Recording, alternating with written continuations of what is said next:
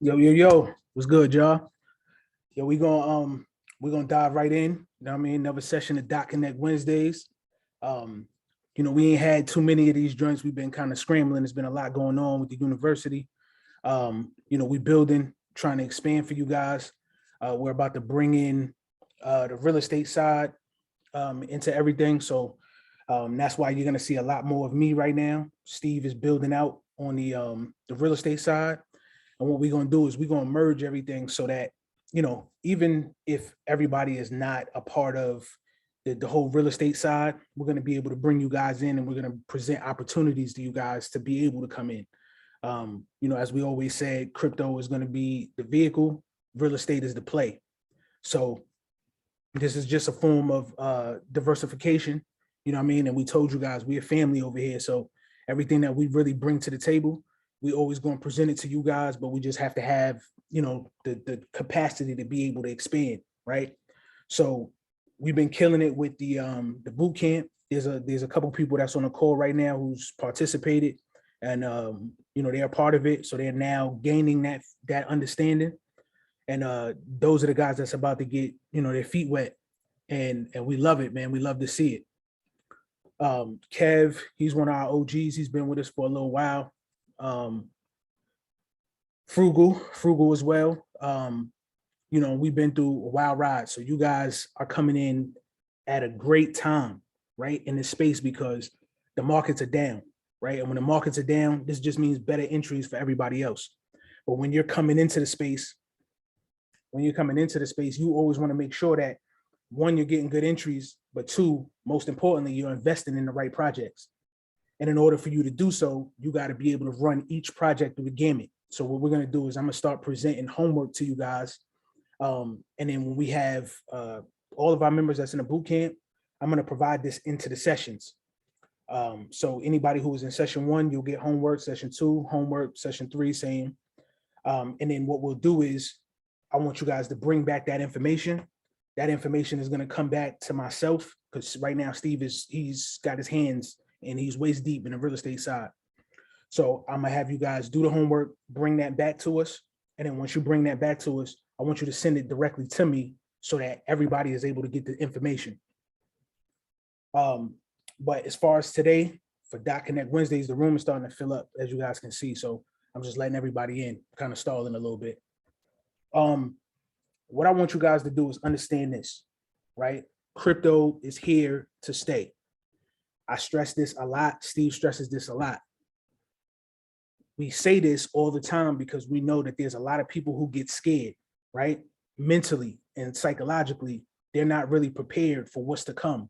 So you just take a vantage point of what's going on in the industry, and then immediately you move out of emotion, right? What we do first day is health, wellness, and mindset inside the boot camp. The reason we do that is because that's the most important aspect. Kev knows firsthand, right? He knows firsthand. We have a free ebook. It's called The Psychology of Trading, right? So Kev is a little bit, I'm picking on Kev because Kev is this, not only this is my guy, you know what I mean, but he's one of the most proficient traders that we have, right? Kev is a super, super smart mind, and he's able to connect, right? He comes from a stock background.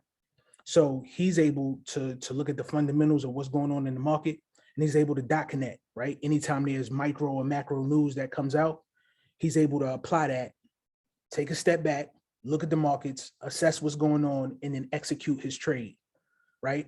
That's a skill set that has to be developed. We know that everybody doesn't have that skill set right away, right? So when it comes to just being new to the space, right? I don't know if everybody here is brand new, but what I want you guys to understand is right now is the best time to ever be in this crypto space, right? I know it looks grim. I know it looks bad, right? But understand, this is not a gimmick. This is not a ploy to sell you on something. I wholeheartedly am in being transparent with you guys, telling you 100%, this is the perfect entry. This is the perfect time to be in, right? Steve and I both got into the space in 2015. So in 2015, we didn't have people like us who was able to give us tools, give us wisdom, show us what's going on, be able to differentiate from emotion and actual fact, right? to decipher between misinformation and factual information, and then execute. We didn't have that. So now you guys have it. And not only do you have that, in these times, you're getting better entries than we did back then. Right? So in essence, you know what I mean? I know it's kind of cliche to say, but we could have just skipped all of the years that we were in crypto and just came in right now. You know what I mean? But the only downfall to that is we wouldn't have the skill set and the knowledge to be able to pour into you guys, because the entry prices for certain projects that you want to invest in, it wasn't like this back then. So right now, with all the guys that's coming in right now, not only are you getting the tools, you have the community. Not only do you have the community, you're getting the best entries. So with these best entries now, the only thing that you guys need to do is execute. Do not be fearful. Buy the blood. And there's going to be more that comes in, right? There's going to be, the markets are going to dip a little lower, right? But this is when you dollar cost average. This is when you buy into your favorite projects that you've ran through the gamut, right? You've made sure that, you know, after you analyze the project and you found out that they were a great project to use, all right, now you want to start investing. $50 here, $100 here, $200 here, $500 here, right? This is how you're able to dollar cost average, and you're able to get more volume of your coins as the price goes down. You're able to have a bigger bag.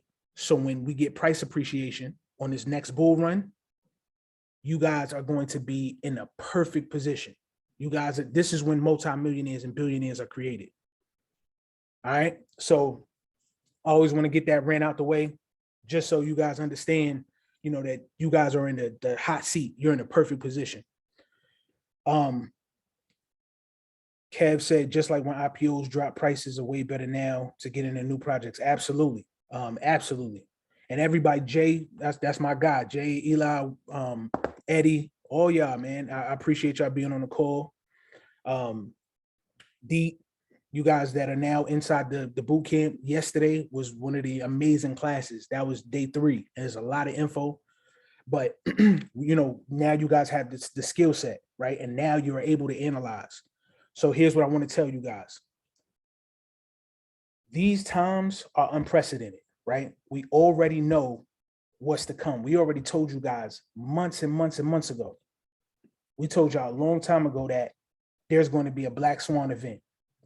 Once the Black Swan event happens, it's literally going to kick the legs off of Bitcoin, right? The whole industry is going to drop. When the industry drops, that is your perfect opportunity. That's what you call the perfect storm, right? We understand in the world right now, there's liquidity crisis going on. There's exchanges that, you know, people use every day and they're going under because they don't have liquidity. In the real world, we got interest rates rising, gas prices getting higher, all of this stuff that's affecting the world, right? But we know crypto is an emerging market. So even with all of this going on, we know that there's real problems in the world, and we know there's cryptos that solve these real world problems. So those are the coins that you want to invest in. As you're investing in them, make sure you have a strategy. We recommend dollar cost averaging, right? But to go into today's .connect, I want you guys to not only invest in the right projects, you have to know what to do when you invest in those projects. You have to be able to purchase them and take them off of exchanges immediately, right? This is part of today's topic. You have to be able to secure your assets. The reason we tell you guys this 100,000 times over, I know you guys are probably sick of hearing this, but I'm going to tell it to you until I'm blue in the face. What good is it to invest in something and then instantaneously lose it all on something that wasn't your fault? It'll eat you alive inside. I'm telling you firsthand. It's happened to me multiple times. It's happened to Steve, right? The losses that we took were about 300,000 in losses, right? Now we've made a ton of money, right? We've made way more than that in our 14 years as a collective, right? Steve and I both. But what I want you guys to understand is the average person can't lose 50,000 on one play or 100,000 on one play. I lost $100,000 on one play, right? and it was XRP. I lost it because I had my assets on a third-party exchange.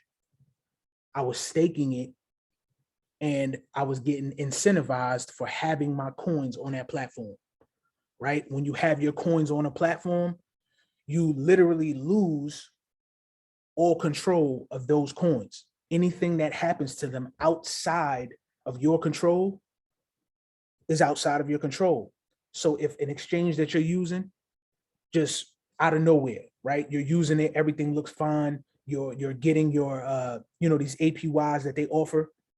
Let's say, prime example, you could be using Nexo, right? And you have a whole bunch of your cryptocurrency on a platform called Nexo, right? It could be Celsius. I'm just using this as an example, right? It could be Celsius, it could be 3AC, whatever it is that you're using, right? And let's say out of nowhere, information comes out that these companies are functionally insolvent.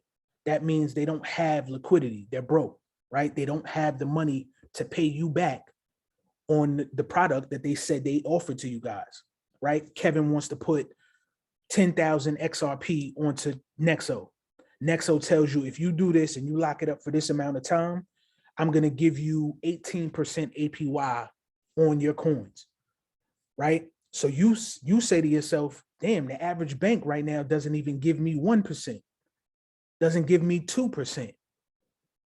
So in my mind, 18%, oh, this is a gold mine. Let me put my crypto over here, stake my crypto, and get this reward. In a span of a year, you can multiply 18%, right?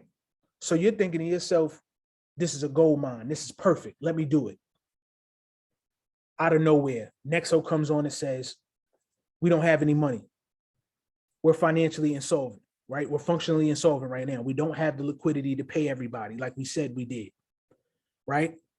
What happens? Right now, there's no regulations.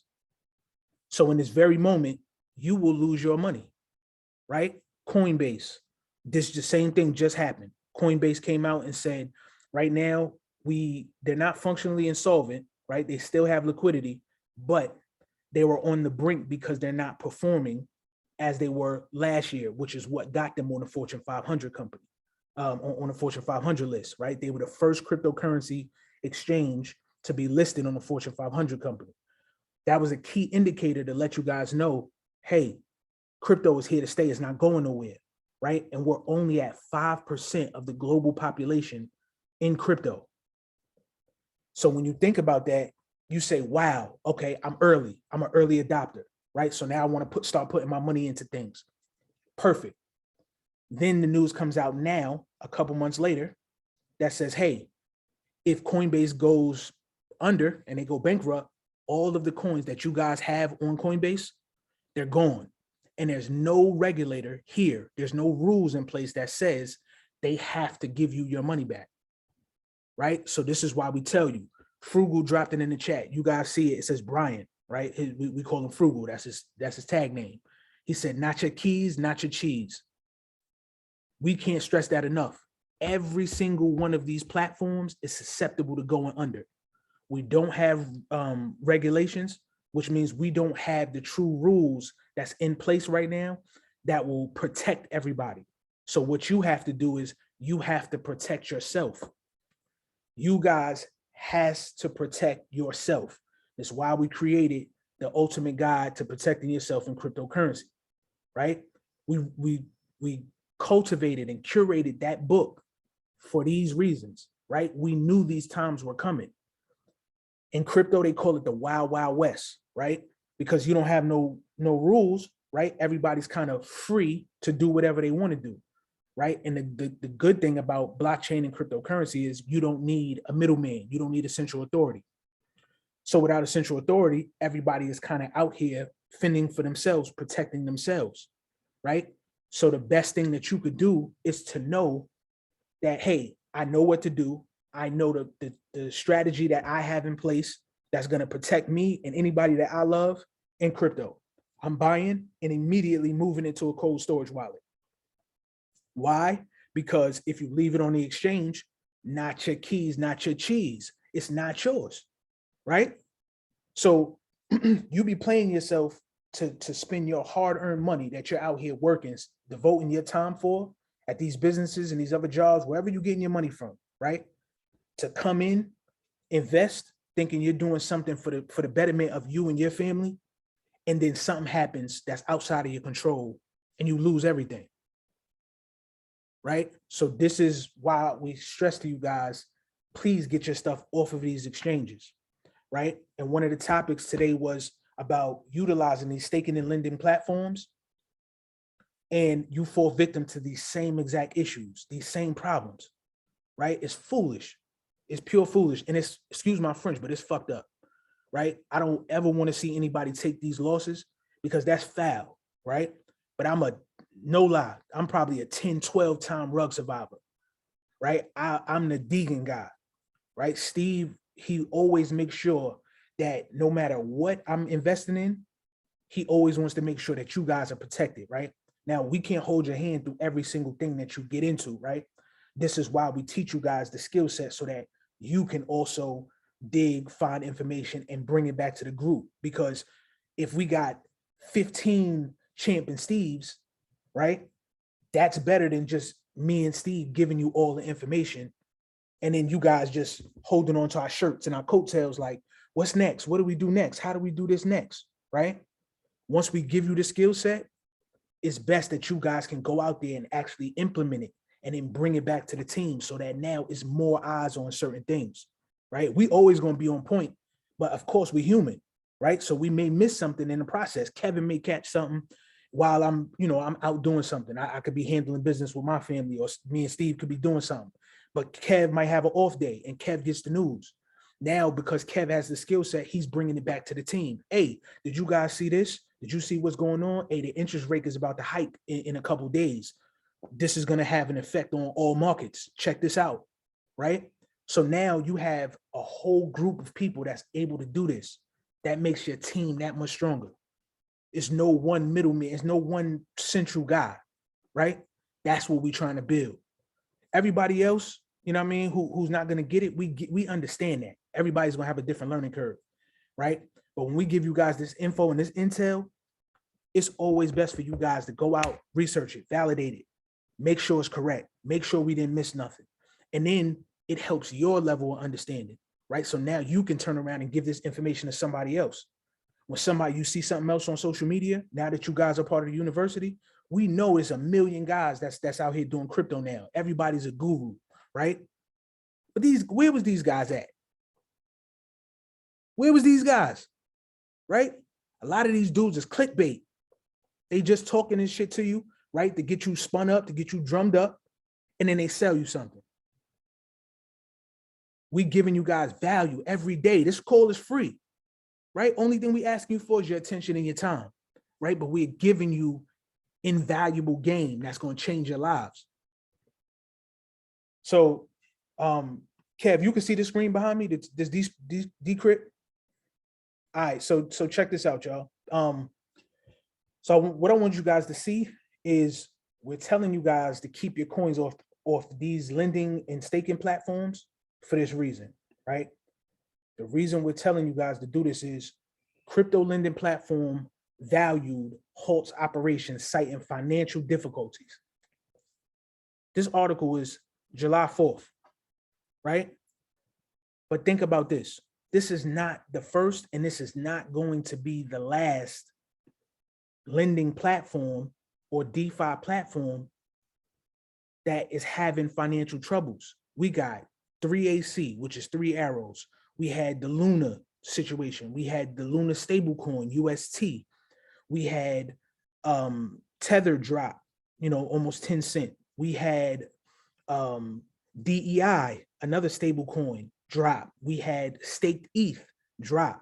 Staked ETH was from another platform that just went under. It's financially insolvent. So we got Celsius. The list just goes on, right? And think about all the people who are losing money because they're not listening, they're not taking heed, right? We tell people 1,000 times over, keep your crypto off of these exchanges, not your keys, not your cheese, right? You would think the more times that you hear this, it would soak in, right? And then you're like, okay, listen, champ, get your crypto off of Coinbase, get your crypto off Celsius, get your crypto off KuCoin, Binance, FTX, whatever. It doesn't matter who it is. Get it off. The reason we're telling you this is because at the end of the day, more exchanges are going to continue to go under. How do I know this? This is Sam Bankman-Fried. He's the FTX owner. He's the CEO, right? So he just tells you some crypto exchanges are already secretly insolvent. When did this news come out? My birthday, June 28th. So now look, think about what's going on in the industry. Can you guys can still see this, right? Okay. So what I want you guys to see is BlockFi, right? Major lending platform, Voyager Digital, all under. You had the Luna situation. They all are under. 3 Arrows. And this article right here is just giving you guys a brief overview of what's happened in the last 30 days. So when you have companies that's coming out and they're telling you, hey, this guy's a billionaire, right? Sam Bankman-Fried. And he's one of the reasons why Celsius is even bouncing back. Celsius just paid off a bunch of their loans. So we reported that Celsius was going under because Celsius didn't have the money. So they halted withdrawals, right? So the biggest takeaway from this is Kev bought 10,000 XRP, right? Kev has his money on his cold storage wallet. Hot Rod, he buys 10,000 XRP, but he doesn't take his off of the exchange. He leaves it on the exchange. The exchange secretly is insolvent. They don't have the money, right? They automatically halt withdrawals, stop trading, stop withdrawals, stop everything. Who's at the advantage, Kev or Rod? Of course it's going to be Kev because he has full control over his assets, right? Everybody else who chose to leave their stuff on these exchanges, unbeknownst to them, you're trusting strangers with your investment. Why would you do that? That's like giving somebody your social security number. Like, you know what I mean? When you relinquish your private keys, that's like giving somebody your social security number, trusting them, right? People are out here frauding. It's bad times right now, right? People are secretly hurting for cash and capital. So they're trying to do any and everything to get ahead, right? So would you give D, would you give your social security number to me? No, sir. Frugal, would you give me your social security number? Eli. Yo. Would you give me your social? Hell no. Hell no, unless you give me all your XRP. Come on, this is what I'm talking about.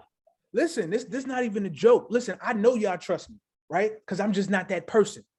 You can kind of tell my pedigree. You could trust Steve. This is not our pedigree, right? We're not trying to get over on nobody. Our job is trying to help everybody. But still, at the end of the day, all the people that I'm helping, all the people Steve helping, all the people that's helped us, we're not giving you our damn social. So why would you give away your private keys? Right? Don't fall for the okie doke is basically what I'm trying to get at. Because these exchanges, they're not being transparent. There is no rules in place. They don't have to tell you the truth. They don't have to tell you, listen, right now we got 750 million, you know what I mean, left liquid, right? But we took out loans and we've invested in other cryptocurrencies to keep us afloat, right? So when they invest in cryptos and the market drops, what do you think happens to their investment, right? It drops the same way ours does. You still have the same amount of coins, but the dollar value behind it drops. So now if you don't have that money liquid, right, it's not solvent, you're not able to pay out people instantaneously, what do? You cease all transactions, right? You stop all withdrawals, all trading, because now you want to be able to, at this very moment, you want to be able to pay people, right? But you know you can't. So you tuck away that money to yourself and then you scramble, right? You're going, what these guys were doing, they were going out, taking out loans, right? More loans, putting themselves in further debt. So right now, two things. I'm glad that Celsius is able to pay people back, because last night on a call, I told you guys what one of my partners had on there. He had 500,000 XRP on Celsius. He had 2,200 or 2,700 Ethereum on Celsius.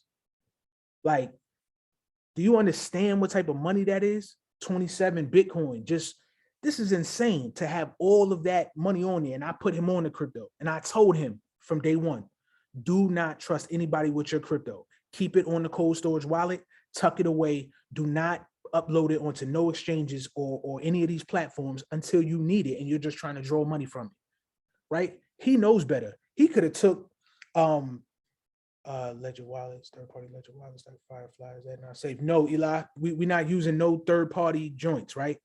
No, Firefly, I'm not trusting it, right? At all. These times right here, I want you guys to understand there's industry standards, right? One of the industry standards is going to be using the ledger, right? You got a Ledger Nano S, Ledger Nano X, you have the Ledger Nano S Plus, right? And they just created that S Plus. The difference in all three of those is just the amount of space, right? Just the amount of space that is able to hold a certain amount of coins onto your ledger, right? Not projects, right? The X, the S Plus is incredible. The X is the best, right? And that's in my humble opinion, because it has the most space. You're able to hold, you can hold Bitcoin, Ethereum, XRP, VeChain, Algo, just there's a ton of projects, Render. You can hold a ton of them on there, and it doesn't matter if you have one coin in each one of these projects or 1 million, right? But the space is the projects that you're able to load onto the ledger, right? So if you have a Ledger Nano S, I'm only able to upload maybe Bitcoin, Ethereum, and XRP. After that, I have to erase one of those and replace it with something else. So I have multiple ledgers. Steve has multiple ledgers, and you store them on different ledgers for that reason, right? Just so everything isn't on one ledger. You know, you can put it in different places. You can tuck them away, you know, whatever. And you just keep your private keys to yourself. Your private keys is the key to everything, right? Because you can lose every one of those ledgers. You can have a house fire, whatever, it doesn't matter. You're able to just buy another one, have your private keys from the one that you lost, right? And then you restore the new one from backup. So once you plug it up, you just hit restore from backup, because it's going to ask you if you want to set up as a new ledger or restore from backup. You hit restore from backup, type in your private keys. Once you verify them, all of your crypto comes right back to your new one, right? So your old one just turns into a paperweight. So this is why we tell you guys, it's a surefire, right? The only way that you would hurt yourself is if you gave somebody your private key to your ledger, right? Giving somebody your private keys gives somebody complete control over everything that you're doing, right? And you are the master of your own fate, each one of you. So I'm not gonna keep going too deep into this, because I don't want to keep you guys too late tonight. But please, for the life of me, I can't say this enough, y'all. Please keep your cryptocurrency off of these exchanges, off of these staking and lending platforms. Buy them, investing in, and put them straight onto your ledger. If you do not have one, you can go to ledger.com, right? Inside the ultimate guide to securing yourself in cryptocurrency, we give you, I believe, 5 or 6 different cold storage wallets that you guys can invest in, right? And I'm dropping it in the chat, ledger.com. That's my recommendation. So you guys can go ahead and invest in that. So let me cut this chat. So now we're going to go into the Senator Lummis and Gillibrand, the Responsible Financial Act bill that they proposed. So I want you guys to understand that this bill right here is just a proposal, right? It is not an official law yet. And what this does it's a landmark legislation to create a framework for cryptocurrency and digital assets. They already know that cryptocurrency is being used around the world, right? They already know that the United States itself is behind. We don't have regulatory clarity, but there's other nations that have already came out, the EU, they wrote the Philippines, just different places. They wrote the French government, they said they wanted stricter rules, right? So they have some sort of legislation already in place. But all in all, in the United States, we're the global financial leader, right? The US is. What's the world global reserve currency? The dollar, right? The US dollar. This is something that every country is able to utilize, and they use that as the standard. But when you're talking in terms of cryptocurrency, there's countries that's trying to move away from the use of the dollar. They're using cryptocurrency and blockchain technology to sidestep it. You see right now, they're using crypto to fund wars, right? One side to fight a war, the other side is trying to provide sanctions so that the other side can't operate, right? And they're doing all this with cryptocurrency. But in the United States, there's no rules, there's no framework.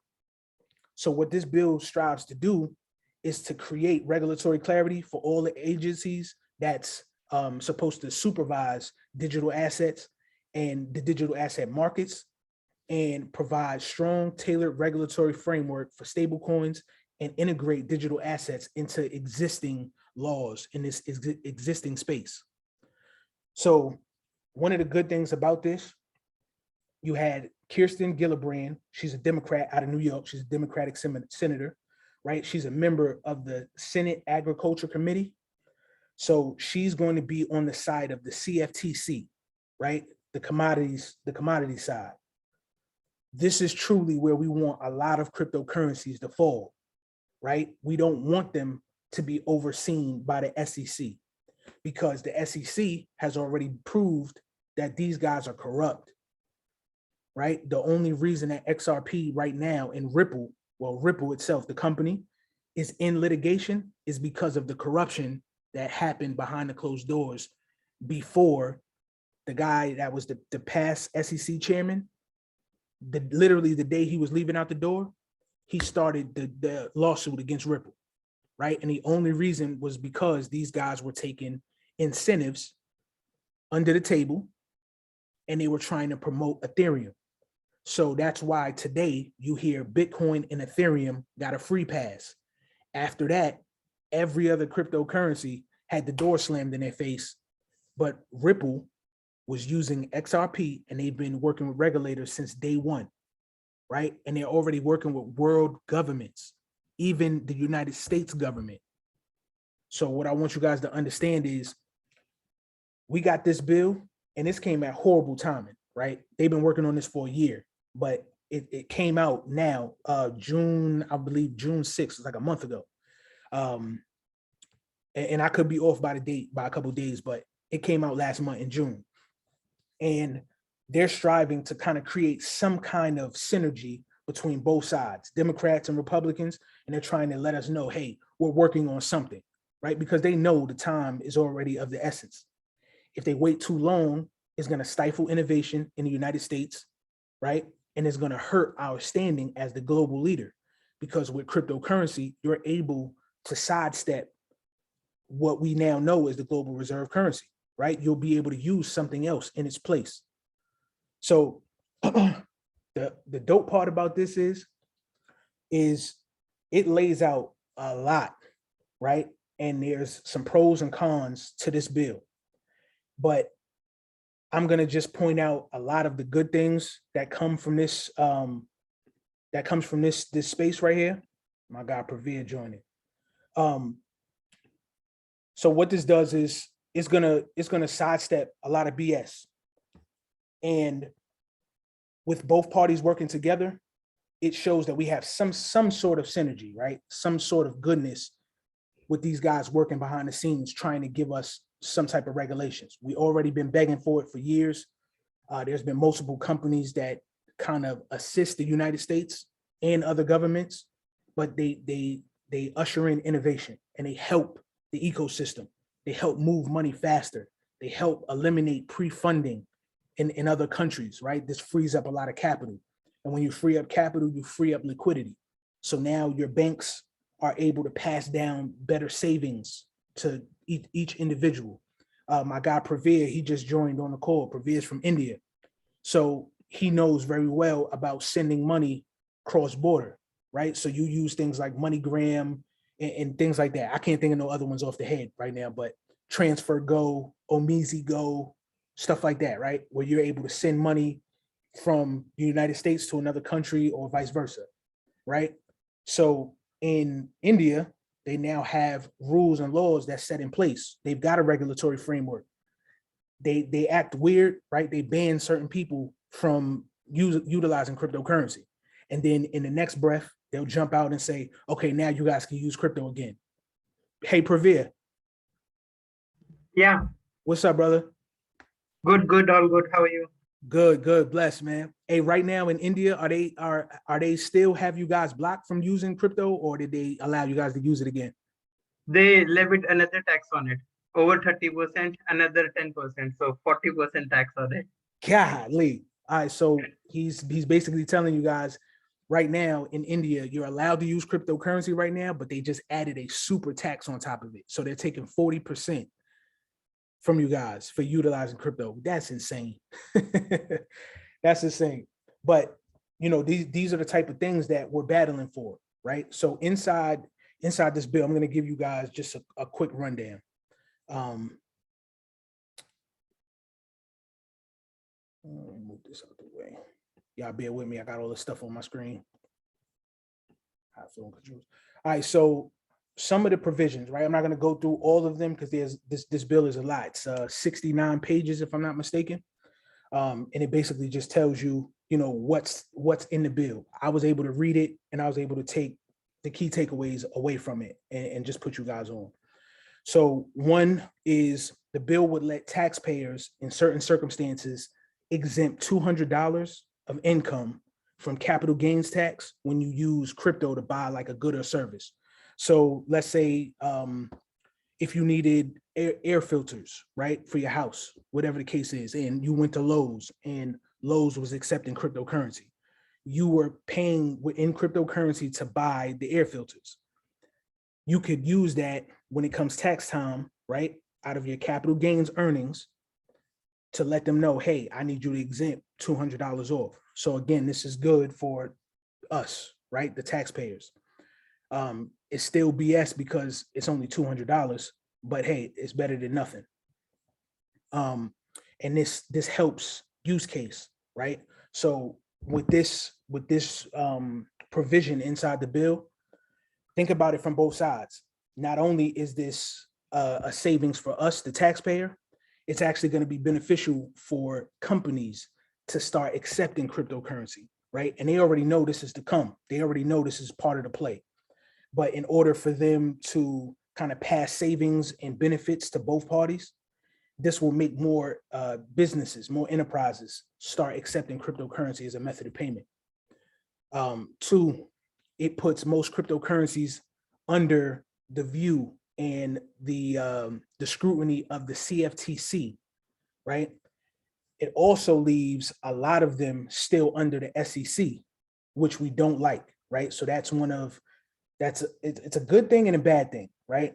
Because we know that we need the SEC to a certain extent, right? Because we still need them to provide clarity, right? A clear standard to determining what's a security and what's a commodity, right? Once we have that framework in itself is going to make investing in cryptocurrencies a lot easier, right? Because you know, if something is a security, 9 times out of 10, you're not going to want to invest in it on the cryptocurrency side. If that was the case, you would just go to the stock market and invest in the stock, right? And have ownership in the company. But on the commodity side, it would give companies like Ripple. Ripple already has 95% of its customer base overseas, excuse me, is already outside of the United States, right? So no matter what happens, they're still going to operate. It's only here in the United States that they're stuck on Ripple is a security, right? And they know it's not a security. There's government United States government entities right now, the Federal Reserve, the United States Treasury, they're already utilizing Ripple's technology. Ripple is part of the Faster Payments Task Force. And what's my guy? I can't think of his name right now off the head, but he just made an announcement. Jerome Powell, the chair, right? He came out and said FedNow is releasing in 2023, right? That's a Federal Reserve initiative that they're coming out with for faster payments, right?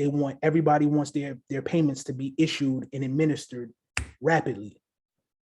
There's only 2 blockchains in cryptocurrency that are supporting it. One is called Ethereum, the other one is Ripple, right? So if you already know that it's part of the Faster Payments Task Force, the Ripple technology is already being used by the United States government, how could you deem something that the government is already using as security when clearly it's a commodity? But this is just, it's just red tape, right? This is the game that they play.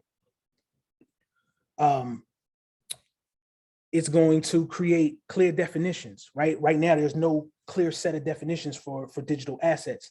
So Senator Lummis and Senator Gillibrand, they came together to create basically fine lines, right? Definitive definitions on what will allow digital asset regulation to take place, right? So that every investor, every American will know the laws that affect them, right? So this is awesome. It assigns regulatory authority over digital asset spot markets to the CFTC.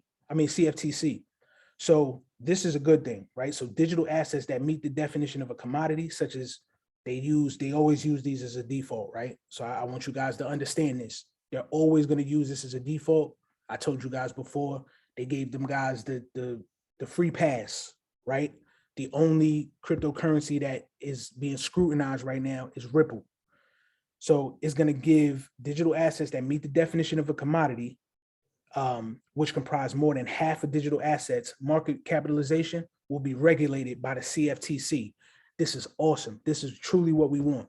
Because again, I told you guys, the SEC, super corrupt. But one thing I do want you guys to understand is, even right now with Ripple being the 1,000-pound gorilla tied up in the room, it is the only cryptocurrency that's facing this type of scrutiny. So when we finally get, and Ripple has stated countless times, they are not settling, right? Because they already know definitively, they've been working with the government since day one, right? They've been following all rules, even though they're super vague, they've still been following along, right? They've been partnering with the governments every step of the way on all of their products, all of their partnerships, so that they knew that they wouldn't be listed as a security. And then the SEC, right before Jay Clayton and those guys left on their very last day, started the lawsuit, right? And that's what brought in Gary Gensler. Gary Gensler, he's the new SEC chairman, and he knows very well, right? He used to teach blockchain technology, smart contracts, cryptocurrency and all that with MIT before he took this position. And he was a fan of Ripple and XRP. Right, so he already knew, but these guys now, Jay Clayton and a whole bunch of the cronies from the SEC, these guys now work for the Ethereum Foundation. These guys work for Simpson and Thatcher, which is a law firm that's tied to Ethereum, right? So I want you guys to understand the only reason that this is happening right now is because Ripple has been begging for regulatory clarity. They haven't gotten it because everybody was under the table getting paid by Ethereum. So now that these guys left the SEC, they went and worked for Ethereum. You see the conflict of interest? This is why this bill is super important, right? We know that this bill may not get passed. It's just a proposal, but it basically lays the groundwork, letting you know that, hey, we understand that there's certain conflicts of interest that exist, and we need some kind of rules to be in place. So this is one of my favorites, right? Assigning regulatory authority to the CFTC. This one is another major one. This ties in with the Black Swan event I was telling you guys about. Me and Steve both told you guys numerous times. USDC is going to be your government approved stablecoin, right? Right now, the number one stablecoin in use with the most volume and is ranked number one amongst stablecoins is Tether, which is USDT. Tether has an issue. Tether has failed countless times to provide transparency of what their reserves are backed by, right? Any type of financial institution, any bank, any lending platform, anything that exists today, your job is to be 100% transparent in letting lawmakers know, hey, or regulators, federal, state, whatever, just to let you know that our reserves are backed by such and such. Here's the breakdown. Here's what each consists of, right? With this bill, it's telling you that it establishes that 100% reserve asset type and detailed disclosure requirements for all payment stablecoin issuers. This means they no longer are going to allow Tether to operate or any other stablecoin to operate without being 100% backed by its reserves and and you have to provide a detailed disclosure, right? That's key. With USDT, if USDT does not provide what they're backed by, they won't exist, right? So again, like we told you guys, there's gonna come a time when Tether dies. Tether dies, Tether is what props up Bitcoin. So when Tether dies, Bitcoin is going to drop, is going to plummet. It only is up this high for two reasons. Bitcoin has scarcity, which has a limited number of coins. There's only 21 million Bitcoin, right? So we still have a couple more million to mine, right? There's already 18, I want to say 18 and a half million that's already in circulation. So there's not many left. So one of the advantages is just the fact that it has it just has scarcity and it has high demand. It was one of the very first cryptocurrencies to ever come out. So that's where a lot of the money is at. Right now, if you look, I think on CoinMarketCap, it'll tell you that there is, if you look on CoinMarketCap, right now, I'm sorry, if you look on CoinMarketCap right now, it'll tell you that the market dominance is about 43%, right? So what that means is most of the money that's currently in the market right now, 43% of it is inside Bitcoin. So when Bitcoin drops, understand all of the other cryptocurrencies are correlated to it. So it's gonna drop. So when Bitcoin drops, the rest of the market drops, right? This is why you're starting to see right now, you're starting to see a lot of coins create pairs, trading pairs with USDC, right? USDC is going to be the one. It is going to be the one that's government approved and regulated. Right now, it's in the strongest position out of all stable coins. And what this means is all of the algorithmic stable coins, the USD, the UST, that Terra Luna stable coin was an algorithmic stable coin. It's already dead and gone. It already crashed, right? It's really the catalyst behind the situation that we're in right now today, right? Algorithmic stable coins, what they do is they print a certain amount or they burn a certain amount to keep a level peg. They don't have anything backing it, right? It's all technology. It's all an algorithm. When somebody found out what the exploit was or the weakness was, the Achilles heel of UST, they exploited it. When they exploited it, they took down UST, that stable coin, and they took down Luna, right? And there were so many DeFi products that were on top of Luna, which is why all of these projects are now telling you we don't have any liquidity, right? We don't have any money because they lost so much of it when Luna crashed. See how all of this connects? Am I losing anybody? No. All right, my guy Eddie, appreciate you. So this is why we tell you guys keep your coins off these exchanges, because it's all intermixed. right? There's a connection between all of them.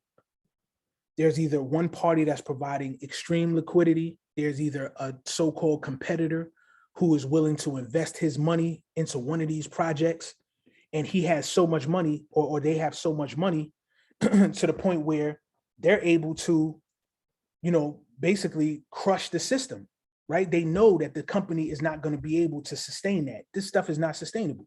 So part of this bill, them telling us that they have to have 100% reserves is awesome. One of the next things, excuse me, it's flowing. One of the next things is it creates an advisory committee to develop principles, regulatory agencies, and lawmakers on behalf of cryptocurrency, right? So this is dope because right now we don't have that.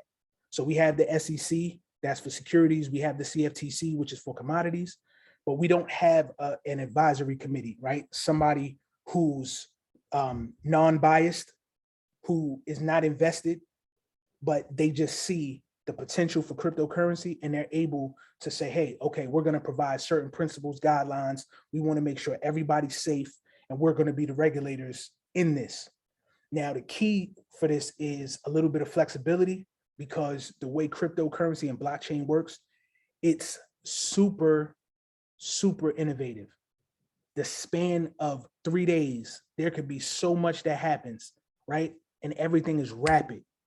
So you can't rule with an iron fist. You can't have something that's just clear, definitive lines that says you can do this, you can't do this, right? When you're first starting off, there's going to be a lot of growing pains that come with this.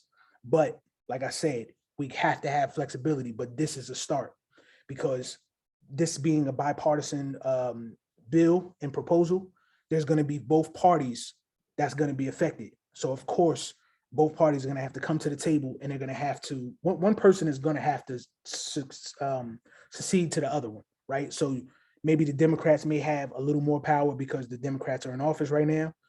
But normally when it comes to money, it's the Republican side, right? So, it's going to be give or take, but together as a collective, they're going to come together and provide, some type of agency or regulatory body that oversees everything.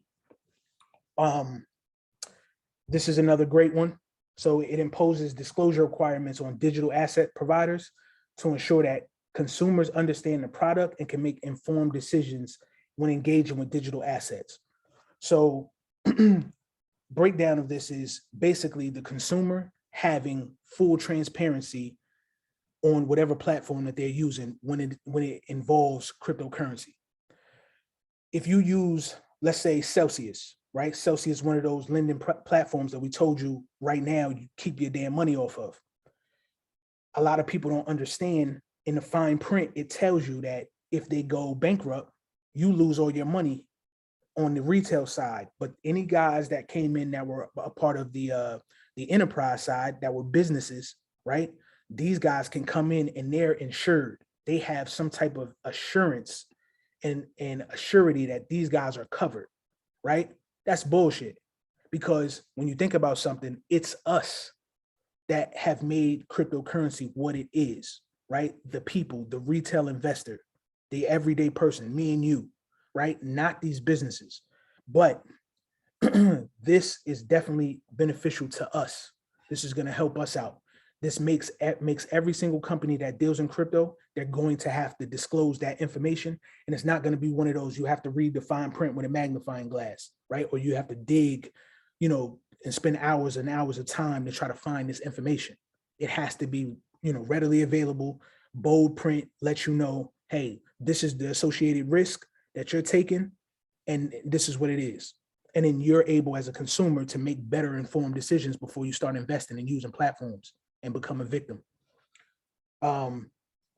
So this is another good one. I tell you guys always about energy consumption. Bitcoin takes up the most energy and proof of work, right? Proof of work is a consensus mechanism that deals with mining, right? To verify transactions on a blockchain. And mining takes up a ton of energy consumption. The world is trying to go green. The World Economic Forum in Davos in 2019, they came out with the Green Initiative, right? Now, just came out, I want to say a month ago. It's called the Green Transition. The World Economic Forum put out another PDF basically stating what they strive to accomplish is by the year 2025, they want to be carbon neutral, right? They want everything to be green because all of this energy consumption is killing the planet, right? Air quotes. It's killing the planet, and it's a lot of energy waste. And what they want to do is they want to be sure to have like a green initiative when it comes to technology that they're going to implement and money. And proof of work and proof of stake just aren't going to cut it.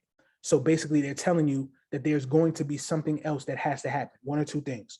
Either one, they will never use Bitcoin and Ethereum as a mode of payment for anything widely accepted, or two, they're going to have to make changes onto a different type of platform that does not use the same amount of energy consumption, right? So they're trying to go green with the environment, and this is a plus for everybody, right? Because you have big factories and stuff, and they have so many pollutants and contaminants that go into the air, and this is shit that we breathe and we have to deal with, right? So they're just trying to come up with different ways of renewable clean energy.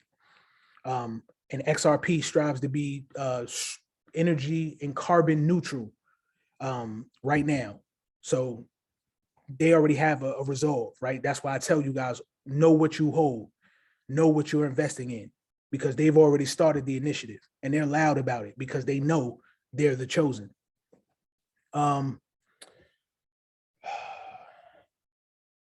So here's another one. This is for everybody.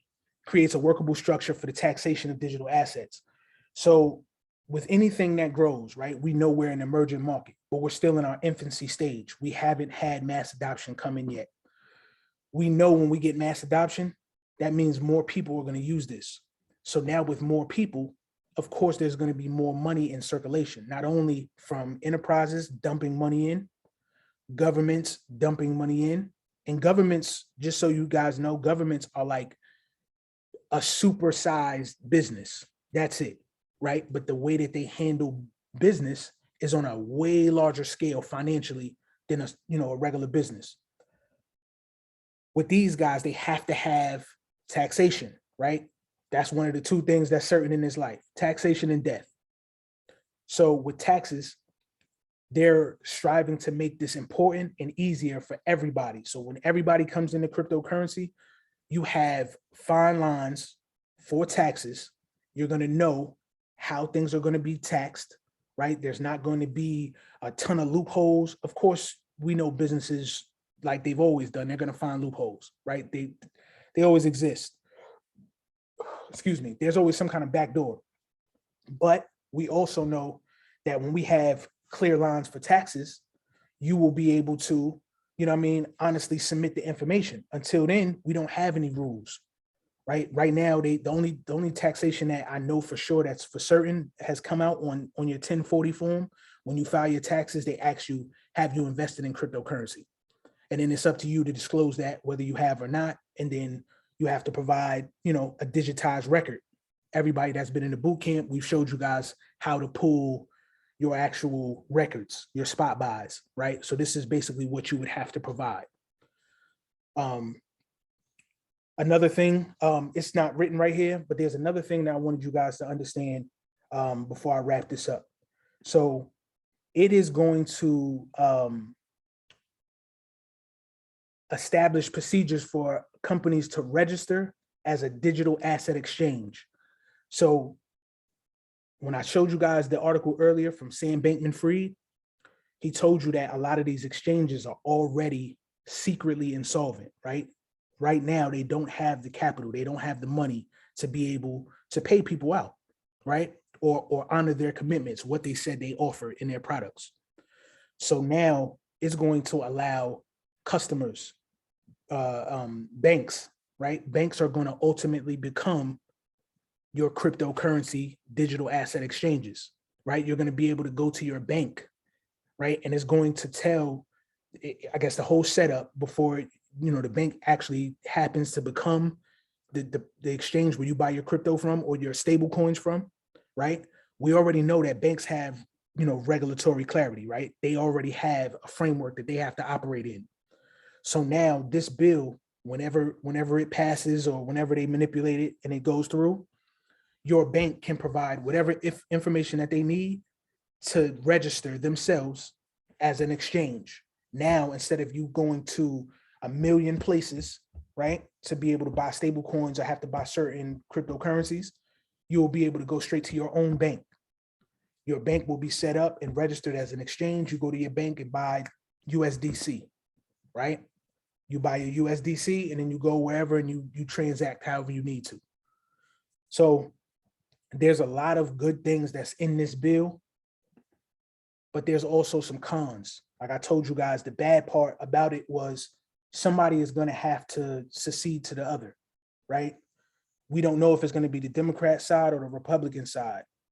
We don't care about that. We just care that we have rules and regulations and that we have a space that's safe, that protects us, the consumers. So that's the most important part about all of this. But we know it's going to be growing pains that come from it. And there's going to be a lot of people that's going to be unhappy, right? I mean, so it kind of is what it is. But hey, that's what happens when you're in this cryptocurrency space. Stop share. So Kev, I think Kev, you had your hand raised. Kev, talk to me. Yeah, so that last part you just put out there, I know we've been talking about taking your coins off exchanges and putting them on ledgers. So once all of these bills pass and the regulatory comes through the bank, and then you'll have protection, is that mainly whenever you can go in and your stuff will be safe with the banks, and you can start trading just like that, like with TD Ameritrade and all of the ones that we have for stocks that I use. It'll be just as safe being able to trade back and forth like that once ever all the regulations come in? Yes and no, right? So here's the thing. You trust the bank with your money every day, right? So with cryptocurrency, it's going to be the same thing, right? Once they've registered as a cryptocurrency exchange, they'll have to have the ability to custody cryptocurrency, right? We already have that to a certain extent. It's just not a actual regulation in place that says all banks need to do this. This is just having the insight and the foresight before it happens, right? So yes, you will be safe going to your bank the same way you go to your bank now and you deposit your money, right? But think about this. There's times where you have bank runs. This has happened in other countries, and anytime it happens in multiple countries, it's always going to trickle back here to the United States, right? That's always the indicator. The problem is if everybody right now went to the bank right now, let's say we all had Navy Federal. We all ran to Navy Federal and we was like, hey, we want to withdraw all the money that we have in our bank. I'm almost 99.99% sure they wouldn't have the money on hand to be able to give everybody all the money in their accounts, right? And that's bullshit, right? Because whose money is it? It's your money. It's my money, right? Who's to say that you can't give me my money? But the problem is how banks operate. If anybody understands this, the banks operate where you deposit your money immediately. You go to your bank and your bank has a ton of product offerings, right? They're able to give you certificate of deposits, right? Different high yield interest rate savings accounts, right? Which is still under 1%, shit like that. And you're tying your money up for a certain amount of time. When you take that money out, when you invest your money in, you don't have your capital anymore, your cash. It's all in the bank. So now all you're looking at is a ledger of numbers. But they've taken your physical fiat, right? It is now in their hands and they're lending it out to other people, earning interest on your money, right? So what's the Skyton moniker? What do we say, right? We teach you how to become your own bank. That's the reason. Why would you let somebody else run your money when we teach you guys what to do with your money, right? You had the option in the past of staking and lending platforms, DeFi, investing in certain things. You had DAOs, right? You could run a node. We had Gala music nodes. We had strong nodes. There's different things that you guys could do, right? This is how you keep your money circulating. You take profits off of one thing, transition them, you know what I mean, into something else. And you keep the money moving just as your bank does. So I know that was kind of long-winded, but I want you guys to understand something, right? This is how you can dot connect it. You are essentially your own bank, right? So now if the bank sets up and registers themselves as a exchange, right? You're already your own bank. So you only go to them to get what you need, and then you're back to performing how you need to perform. You don't have to run into the realm how they position you, right? You have that freedom. These bills that are coming out, and they're going to continue to be manipulated and changed and altered, right? Because there's going to be some things that they just aren't going for, right? Even though they're good for us, the people, the retail investor, they're going to still take some of that shit out. It's all going to trickle down to, hey, if you know how to operate in this space, you don't truly need them. You can do as you please within a certain scope, right? And instead of you relinquishing your power, your money, your capital that you're utilizing to make more money, you can do it yourself. So even with the bank registering, go to them, get your stable coins, and you could treat them just like another customer. Go right there, get whatever you need, take it out of there, transact it however you need to. Buy your goods, your services, enter into new investment contracts. Maybe if NFTs do make a comeback and they're on, another ledger like XRP or something, because right now they're working on digitizing assets, right? So you're going to have NFTs that can be digitized. Now, we're going to teach you guys real estate side. So when you guys learn NFTs and you tokenize your real world property, you can transact it in the real world and make money off of it. And you don't have to worry about the bank securing your assets. You can secure it yourself. It's yours, right? So rightfully, you are allowed to do so. But yeah, I mean, all in all, this is an incredible bill. It's a good start.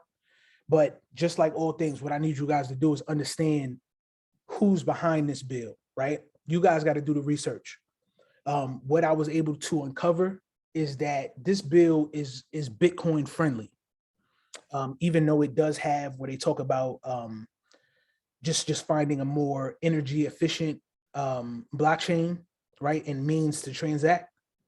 That's a dig at Bitcoin, but the people behind it, right, Senator Gillibrand and Lummis has already invested in Bitcoin. She has multiple Bitcoins, and I had the screenshot. I just forgot to send it to myself. I saved it, but it's just too much of a headache to find. But she's already invested in Bitcoin already, right?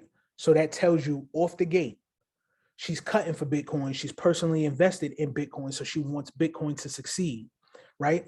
So we know Bitcoin is not a company. Bitcoin is a software. So whoever's behind the software behind it, people can be easily bought, easily swayed, right? You want things to go a certain way when you're personally investing in it. So I say all that to say, be careful who you listen to, right? Take the information that you got from me today and actually start digging. Start looking at some of the provisions that's inside that bill, right? Look at the pros, look at the cons, and then see if anybody else is out here trying to create another bill or proposal for regulatory clarity, because we need regulations.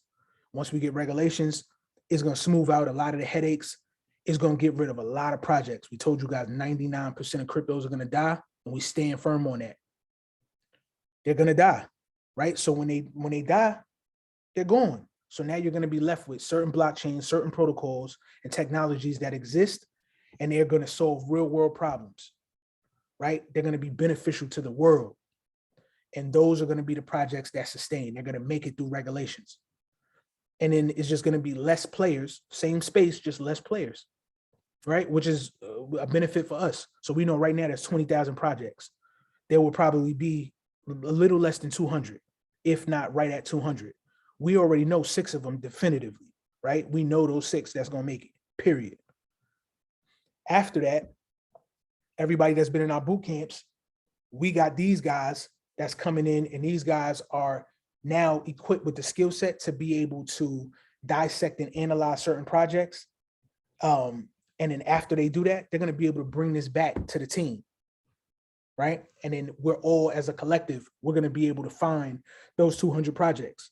Now, things are going to change. We know that, right? Because we don't know regulations yet. We don't know. We don't have the clear picture. We just can only expect that only projects that solve real world problems, they're unique, they do something, right? They're not just a waste of space on a blockchain. Those are going to be the ones that make it. And of course, we know the next bull run is going to be a utility bull run. So it's going to be all projects that do something. They're all unique. They all help something. So that's the key. That's the key to all of this. That's why we wanted to talk about today this bill, because it's kind of shaping. It should help shape you guys' mindset to let you guys know everything that we've been saying is all validated. It's all in these bills, right? And this is a bill that's on a world stage. Domestically right now, it's in the United States stage, but around the world, everybody is seeking regulations. Everybody wants to have clear lines of how their country can use cryptocurrency and blockchain technology, because it's here to stay, and it's going to disrupt every single industry alive, every one of them. Like blockchain technologies, it has the power to put some people out of business, out of jobs. So that's what I want you guys to understand as a key takeaway from all of this. There's people putting things together for the goodness and the benefit of cryptocurrency. You guys are here at the perfect time. Even though the market is down, this is the time you need to dig in, both feet in, start learning the projects, learn what they do, and making smart, educated investments. Everything else outside of this, don't waste your time, because it's gambling. Like we don't need no more dog coins, no more meme coins, no more nonsense, right? Unless it does something. It has to do something. It has to solve a real world problem. And if it doesn't do that, if it doesn't help with the global supply chain or something like that, it's nonsense. It's literally a gamble. And we're not gamblers over here, right? Frugal said it the best, excuse my French, but shit coins, right? I try to be politically correct because I don't like to do a lot of, cursing when I'm on these platforms talking to people. But that's exactly what they are, right? And that's what they're known as in the crypto industry, shit coins. So do not invest your money into these type of projects because they're worthless, right? It's all a gamble. You're doing nothing but shaking the dice, hoping that the price goes up. When you can invest in something that actually does something, it solves a real world problem and you guys can benefit from it. So I'm telling you guys, this next bull run is going to be a monster. It's all utility, right? So start digging into these projects, find out what they do. Who are the people behind the projects? What's the goals? What's the vision for the project? And then you can start making more educated, not guesses, educated decisions and investments. So that's key. Kev said, will Node and DeFi projects make a comeback? Yes. So guys, understand this. Even companies that are not proof of work and proof of stake, right now, they still have a whole lot of innovation within their project, right? And inside of that protocol. With innovation, it attracts a lot of new investors, right? A lot of enterprises, a lot of governments, right? So this means more volume, more people being on your protocol, right? So the more people you have, the more volume you have, which is the more money, you generate more demand for that product or that protocol. And then more demand means price appreciation. But you have to understand, even with more people coming onto something, you have to make constant adjustments. There has to be constant innovation that happens, because if not, you're going to end up like Ethereum. In the month of July by itself, in the month of May by itself, Ethereum had 1.7 million failed transactions, but people were still charged for the transaction that failed. The reason behind this is they use miners that have to solve complex algorithms, right? And they have to perform calculations to be able to service your transaction. Prime example. Let's say I was using Strong Node, right? And I wanted to collect my rewards for using Strong, right? This is not financial advice. I'm not telling you guys to use it right now. It's down, it's looking bad, right? But I'm telling you guys, just an example, follow me. If I used Strong Node is built on the Ethereum platform. I have a strong node and it supports the Ethereum network. So on Ethereum right now, in order to keep transactions smooth, you have to have miners who are facilitating and verifying and validating transactions. The more nodes you have, the smoother the network runs. So Strong has nodes where they basically pay people to operate a node. I was one of those people. And whenever you need to pull out your profits or your rewards, you go on and you do a swap on MetaMask. It's going to charge you what's called GUI or gas fees. Sometimes gas fees are even more than the actual amount you're trying to pull off. That's insane, and that's pure robbery. That is ineffective and that's unsustainable. This is why we tell you guys proof of work does not work. You can never, ever, ever use that as a form of payment and transaction for goods and services because the shit costs too much. You can never guesstimate how much your fees are going to really be, right? And this is now when we're operating at 5% of the global population being in crypto. Imagine when this shit gets to, we're talking about 40%, 60%, right, of the global population. This is why we keep telling you guys over and over, Ethereum ain't it. Proof of work ain't gonna work. And it's cool because I'm not knocking Ethereum, right? I thank Ethereum for what it's done. But think about this. Ethereum came out and it's a layer 1 protocol. So a lot of companies, because of the smart contract feature, there was no other protocol that existed, right? So all of these other companies were coming and building on top of the Ethereum platform, right? So now you have a ton of projects that are now considered ERC20, right? That means they're based on the Ethereum network. What happens, hypothetically speaking, what happens when you have a company that has a product, right? And you have a decentralized ledger that allows you to transact in 3 to 5 seconds, anything, any value from across the world, right? They've even done gold, they've done commodities, diamonds, money, oil, all of that, right? All on this ledger. That ledger that is faster, more efficient, cheaper, stronger, never has downtime, constantly innovating, and is partnered with all of these central banks and world governments when they implement smart contracts on their protocol. What happens to Ethereum? What happens? The shit dies. The shit dies. Point blank, period. Because now you have somebody that's doing the same thing you could do, but they're doing it better, faster, cheaper, and stronger. The XRP ledger had 0 failed transactions. 0. Remember I told you guys in the bill, they were trying to go green? Ethereum uses a ton of unnecessary energy to mine and validate transactions, right? Right now it's using a ton and we're only at 5% global population. What happens to Ethereum? The shit dies. Now think about all the other projects on top of it. Where they gonna go? They either gotta hurry up and transition over, or most of them are just gonna die with it. So when we tell you guys 99% of cryptos are gonna die, there's the validity.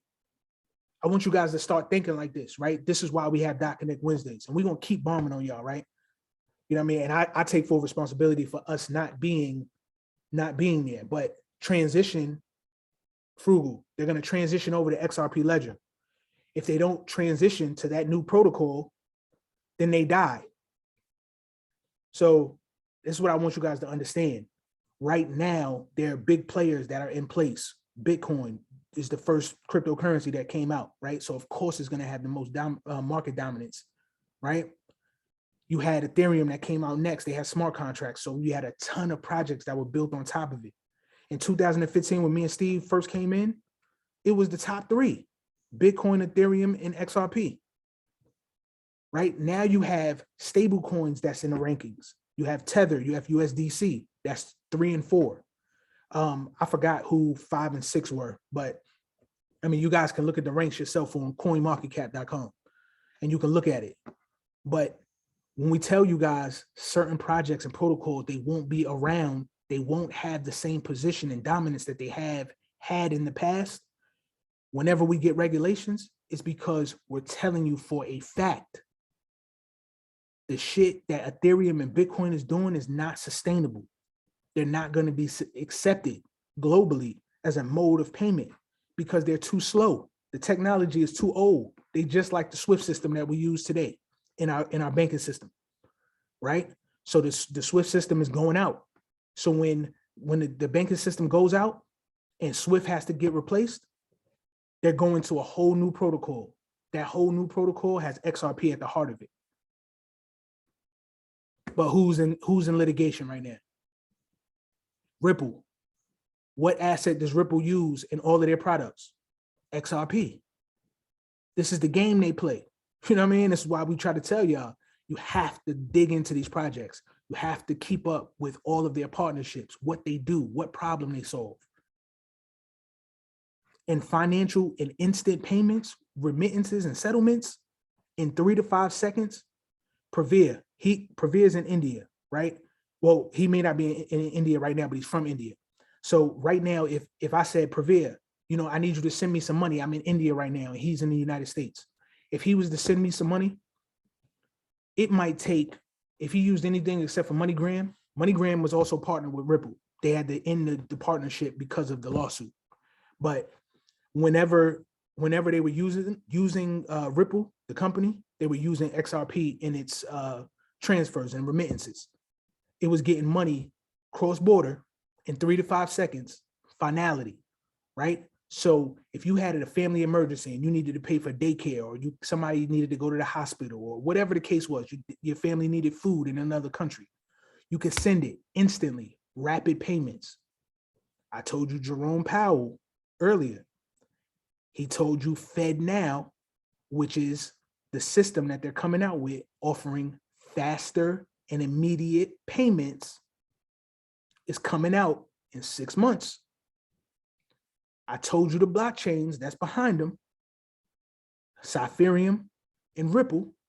They can't announce Ripple yet because of the lawsuit. Soon as it's done with, you're going to see it. Ripple is now part of the Faster Payments Task Force. You're going to see all that stuff start to emerge and start to pop up because people don't know, but this information is available right now. I know this already now. Go look up the Faster Payments Task Force and go see who's on it. Ripple.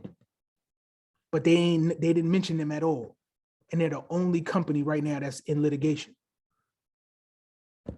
So this is why we need regulations, because Ripple, companies like Ripple, they went into their war chest and said, we're not settling.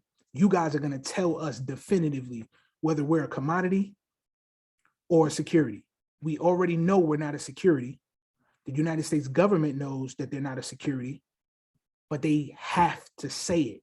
They have to declare it. This is why Ripple went into their war chest. And again, 95% of their customers are outside of the United States. So when you look at the partnerships and you look at the companies they're connected with, they're all outside of the United States. So that's why they're able to thrive and continuously innovate when other companies are hurting. Ethereum 2.0 was supposed to come out for years. It was supposed to be released a couple months ago. Still has more hope, right? It still ain't right.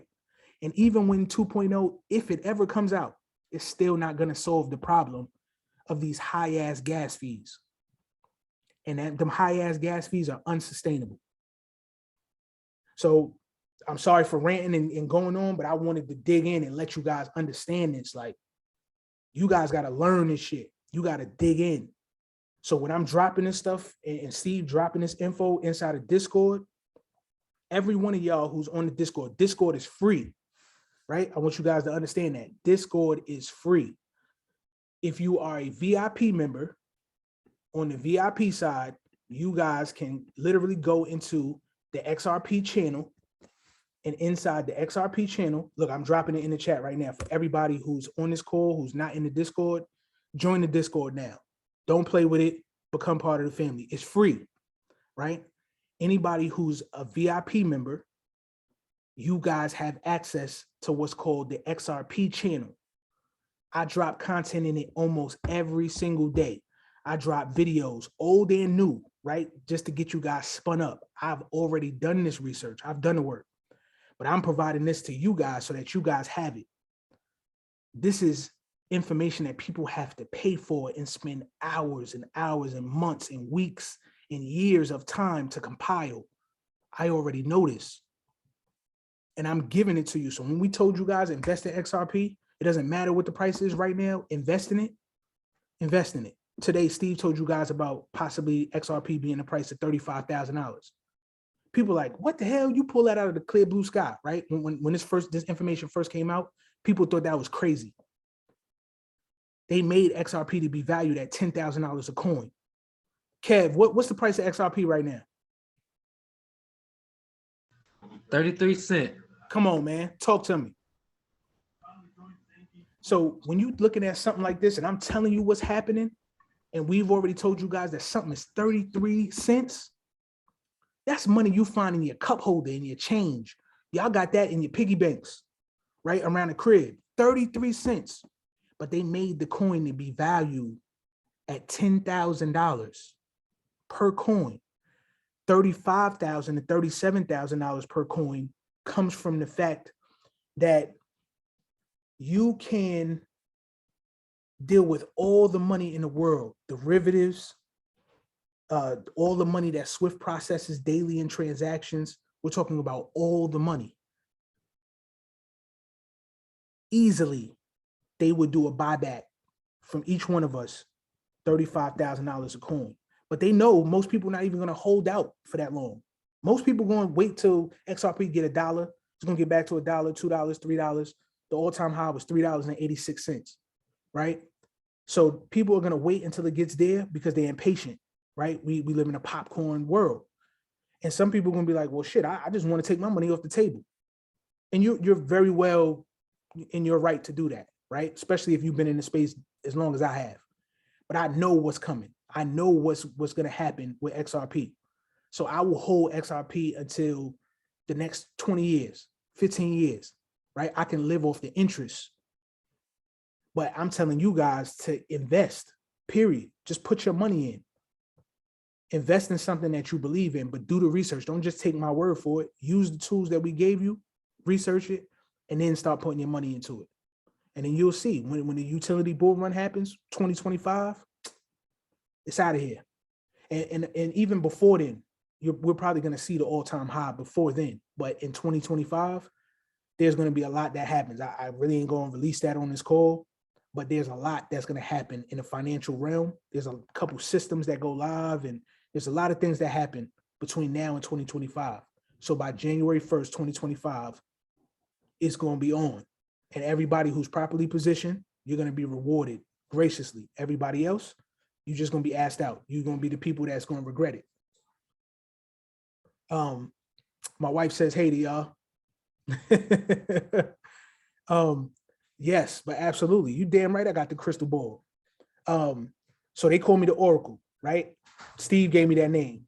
And some of the people that was part of our group, they gave me that name because I'm able to take information and I can formulate what's going to happen, because you have to be able to dot connect, eliminate the fluff, right? Put the good shit together, and the story begins to unfold. When you start putting these puzzle pieces together, it starts to unfold for you. All the other stuff is bullshit. I wouldn't dare put my money in Dogecoin, right? I know Doge is going to be used by Flare. Flare is going to, it's like I'm not even going to get into that. It's a lot, but Flare is another project that you guys need to look into, right? It's not something you can invest in, but you should definitely look into it, right? It's connected to XRP. XRP is at the heart of it. When we're talking about certain assets, It's no way I would put my hard-earned money into them. I'm better off going outside right now, taking the money, literally throwing it in the air and walking back in the house. Because it's a waste. You're not going to see there's no recouping from that, right? All these bullshit projects, stay away from them, guys. In Sky and Crypto, we're not dealing with gamblers, right? And it's okay. Everybody can have their own risk tolerance. If you feel like something's going to go up, cool. That's your business. But I'm saying on a overall level, we're not raising gamblers. We're raising strategic, educated investors in cryptocurrency. You guys are early to the party. You're here for a reason. You're here to change your life and your family's life. And we're going to teach you guys how to do that. After we make all these millions in crypto, we're going to pivot. We're going to go into real estate. You guys are going to be presented with projects from Steve and myself, and you guys are going to be able to invest. Once you invest, now you have tangible real world assets. And then the world is going to transition from value just being in a property is going to come back to the blockchain. These assets are going to be tokenized. Now you already have the ability to not only be a consultant, but two, you have the ability to execute because you already are here. This is the win-win. This is why we tell you guys, you got to stay in 2 feet. Don't half-ass this. Don't 1 foot in, 1 foot out this, right? Every single one of y'all here, just from the information I gave you on this call right now today, makes you a millionaire. Every single one of you. Now you have to know what to do with the money, right? Take your profits, keep some in a tuck for your generations to come, your family, whatever. But keep that money tucked away. Take your profits so you can actually secure and realize some profits, right? Let's say somebody makes 15 million. It makes no good to see something go to 15 million and then come back down to 5 million or 3 million or 2 million. It still might be to the advantage of you. You still to the green, but I would rather you have 10 million or 15 million, take your money out. And whenever the crypto market comes back down and resets like it always does, it's part of a market cycle, then you can go back in with a better entry, right? And there's going to be cycles that continuously happen. So some people not even going to touch it. Some people just going to be comfortable seeing their assets say 15 million on their ledger, right? And they still go about their business. You can use your assets to collateralize in this industry, be able to take a loan out against yourself, and you don't pay no taxes on it. It's a loan. You don't pay taxes on a loan, right? So this is the type of shit that we trying to teach y'all. This is how you connect. Y'all gonna learn fucking with us. You guys are masterminds in your own right? Not just because you're here in the university, because you're here, you're in this space early, right? You're an early adopter, early investor. You're gonna be the people that's gonna be considered legends. You know what I mean? You guys are truly gonna be considered legends. So make it count. Every Wednesday, we're gonna come in, and they may not be this long, but every Wednesday we're gonna come in, we're gonna give you guys Connect Wednesdays. Steve he's in and out right now because he's working on a lot of stuff with the real estate side, and he's compiling stuff to present to you guys. He's also gonna have a futures training, right? For everybody that's interested in getting into futures. But in the meantime, while this market is down, you guys have to have a strategy. Anything that you do, dollar cost average into these projects. Make it count. And once you guys make this shit count, the results are going to keep showing. You guys are going to be able to sustain while everybody else is scrambling. We're about to get into some crazy times. This shit is about to get rough, man, for a lot of people. And I want you guys to understand, you guys are developing a skill set that everybody else is basically too lazy or too scared to get into. Because when somebody says, I don't have enough money, that's flawed logic. You can invest in a trade as low as $1. Kev, am I lying? Not at all. $1. Some of these projects that you've given us over time are nowhere near. Some of them ain't even 10 cents yet. You know, I ain't gonna talk about none of them that we've been given, but some of them, I know I got a better entry. Y'all said it a million times than y'all got, and I know I did. I look back at the history, and I got way crazy entries on some stuff. I'm telling you, we was telling y'all VeChain. I remember I lost my VeChain. I sent it to the wrong address, right? This was something I fucked up on. I sent VeChain to the wrong address, right? Rookie mistake. I was busy and I was doing too many things at one time, not focusing like I was supposed to, right? I knew better. I'm a veteran. This just happened 6 months ago, 7 months ago. This just happened. I showed everybody in the last session on our call, our bootcamp call, I showed them the transaction. I sent VeChain to the wrong address, right? Rookie mistake. At the time, VeChain was 18 cents.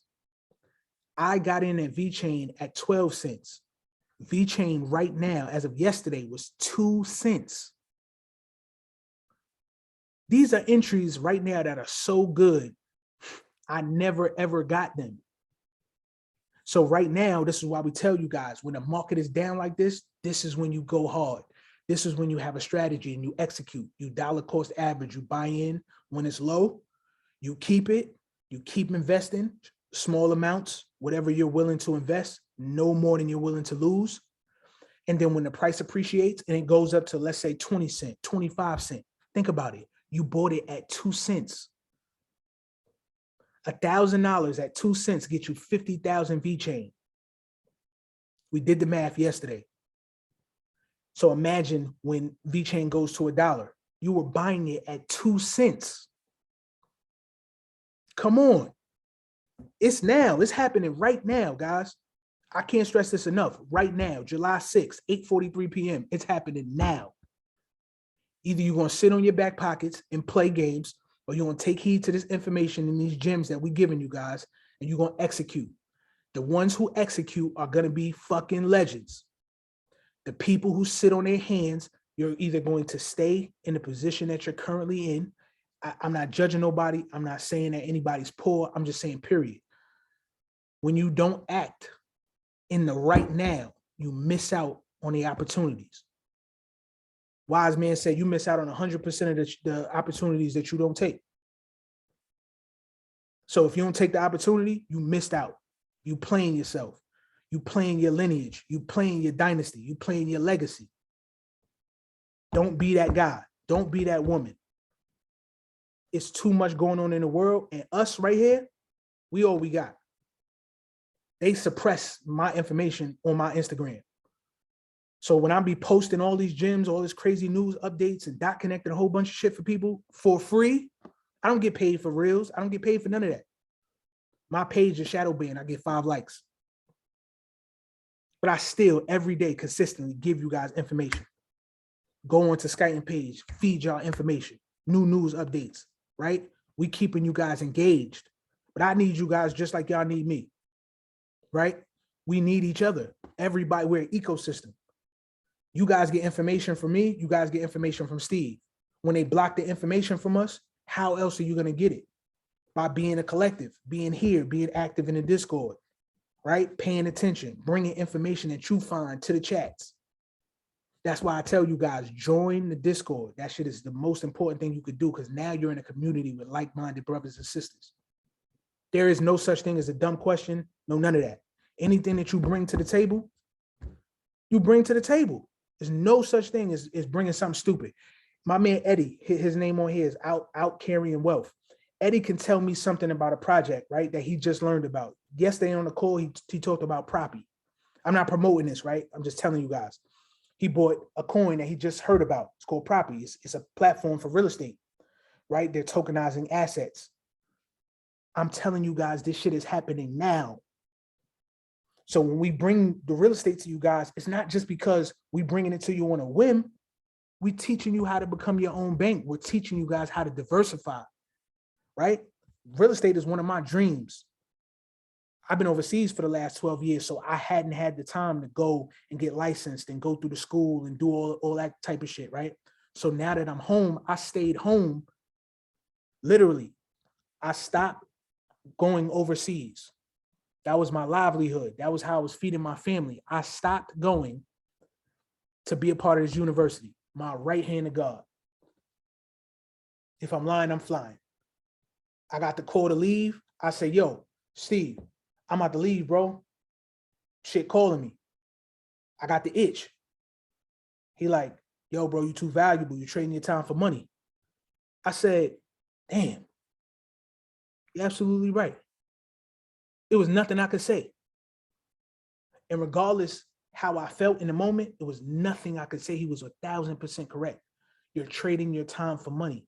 You're too valuable to be over there risking your life every day when you could literally die at any second. I was on the front lines, ready and willing every day, almost losing my life every day. And I did this for the last 12 years. I came here to do this university. This has been the most fulfilling shit that I've ever done in my life. Because why? Crypto is my passion. You know where I learned crypto? In Afghanistan, 2015. Surrounded by a whole bunch of people who wasn't trying to hear shit I was saying. And I missed the buck. I was busy spending my money on nonsense, foolishness. But I buckled down, started investing in crypto. I was dollar cost averaging before I even knew what dollar cost averaging was. I seen the price of something and I'm like, damn, I don't have 30,000 to invest in something. Bitcoin, I think at the time was fluctuating. It was jumping. Yeah, it went all the way up to 20,000 in 2018, right? So at the time, I was over leveraged, but I was investing in XRP crazy since 2015. So I had a ton of it. I said, damn, I don't have 20,000 liquid right now where I can invest. What can I do? Start digging, start researching, start learning more. I liquidated some assets, took a loan out against my crypto. Once I took the loan out, I went back into crypto. I caught the low on certain things. And then the price went up. I 4X, 5X my money. Took that money out, bought something else, right? Then I started learning. There's a pattern to this. There's a strategy to this. Anytime that you see profit, take it off the table. Take the profit off the table, dig in, invest in something else. Once you invest in something else, now you make yourself 10 times stronger. You're diversified. Your portfolio is even more stronger, right? Because now you, instead of you having all of your eggs in one basket, now it's spread across 5 to 10. But these 5 to 10 things solve real world problems. These are sound investments. You're not just gambling, throwing money at shit. And here I am today, giving y'all this game, teaching y'all this. And this is, I promise you, yo, this is the most fulfilling thing I think I've probably ever done, is being able to give you guys this. Because I was doing this for free in 2015. I was telling people the same information to the point where I was so passionate behind it, and I knew people was ignoring what I was saying because they just wasn't checking for it. I literally would cry tears. I would cry tears. I was that passionate about it. I'm a serial entrepreneur. I can tell people about a lot of things, right? I'm a brainiac. I'm a nerd. I like to literally sit down and read shit that the average person just be like, I'm not wasting my time on that, right? And the reason I'm able to amass so much information and learn certain things and know how to move is because everything moves to a rhythm. There is a constant repeating and a constant cycling of everything. So in these financial markets, the market is down. Look at the market. Go look at CoinMarketCap. Go look at the chart and put it on all, right? It'll show you how Bitcoin has performed since forever. You're going to constantly see it go up, come back down. Go up, come back down. Go up higher, come back down. Go up even higher, come down a little bit. Go up even more, come back down. You understand how this goes? It's a constant cycle. It's called the market cycle. And if you don't control how you feel, you're never going to take a step back and have a different type of viewpoint on it. Like, this is real, y'all. And I just want you guys to win, right? I'm not going to talk to you guys for too much longer because we already 2 hours in. I appreciate y'all listening to me talk and, pour into you guys. But really what I want you guys to understand is, man, this shit is real.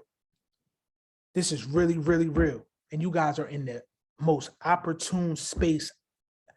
Like, I prayed for moments like this to know that the market was going to come back down, but there were so many projects I wanted to invest in, and I had goals that are huge, right? But I couldn't achieve those goals at that price So I was praying like, Father, please bring these prices back down.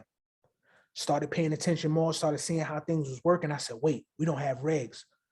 Damn, Tether is the main stable coin that's being used, but Tether is operating nefariously. Bitcoin has been known for corruption and people using Bitcoin to buy shit on the black market.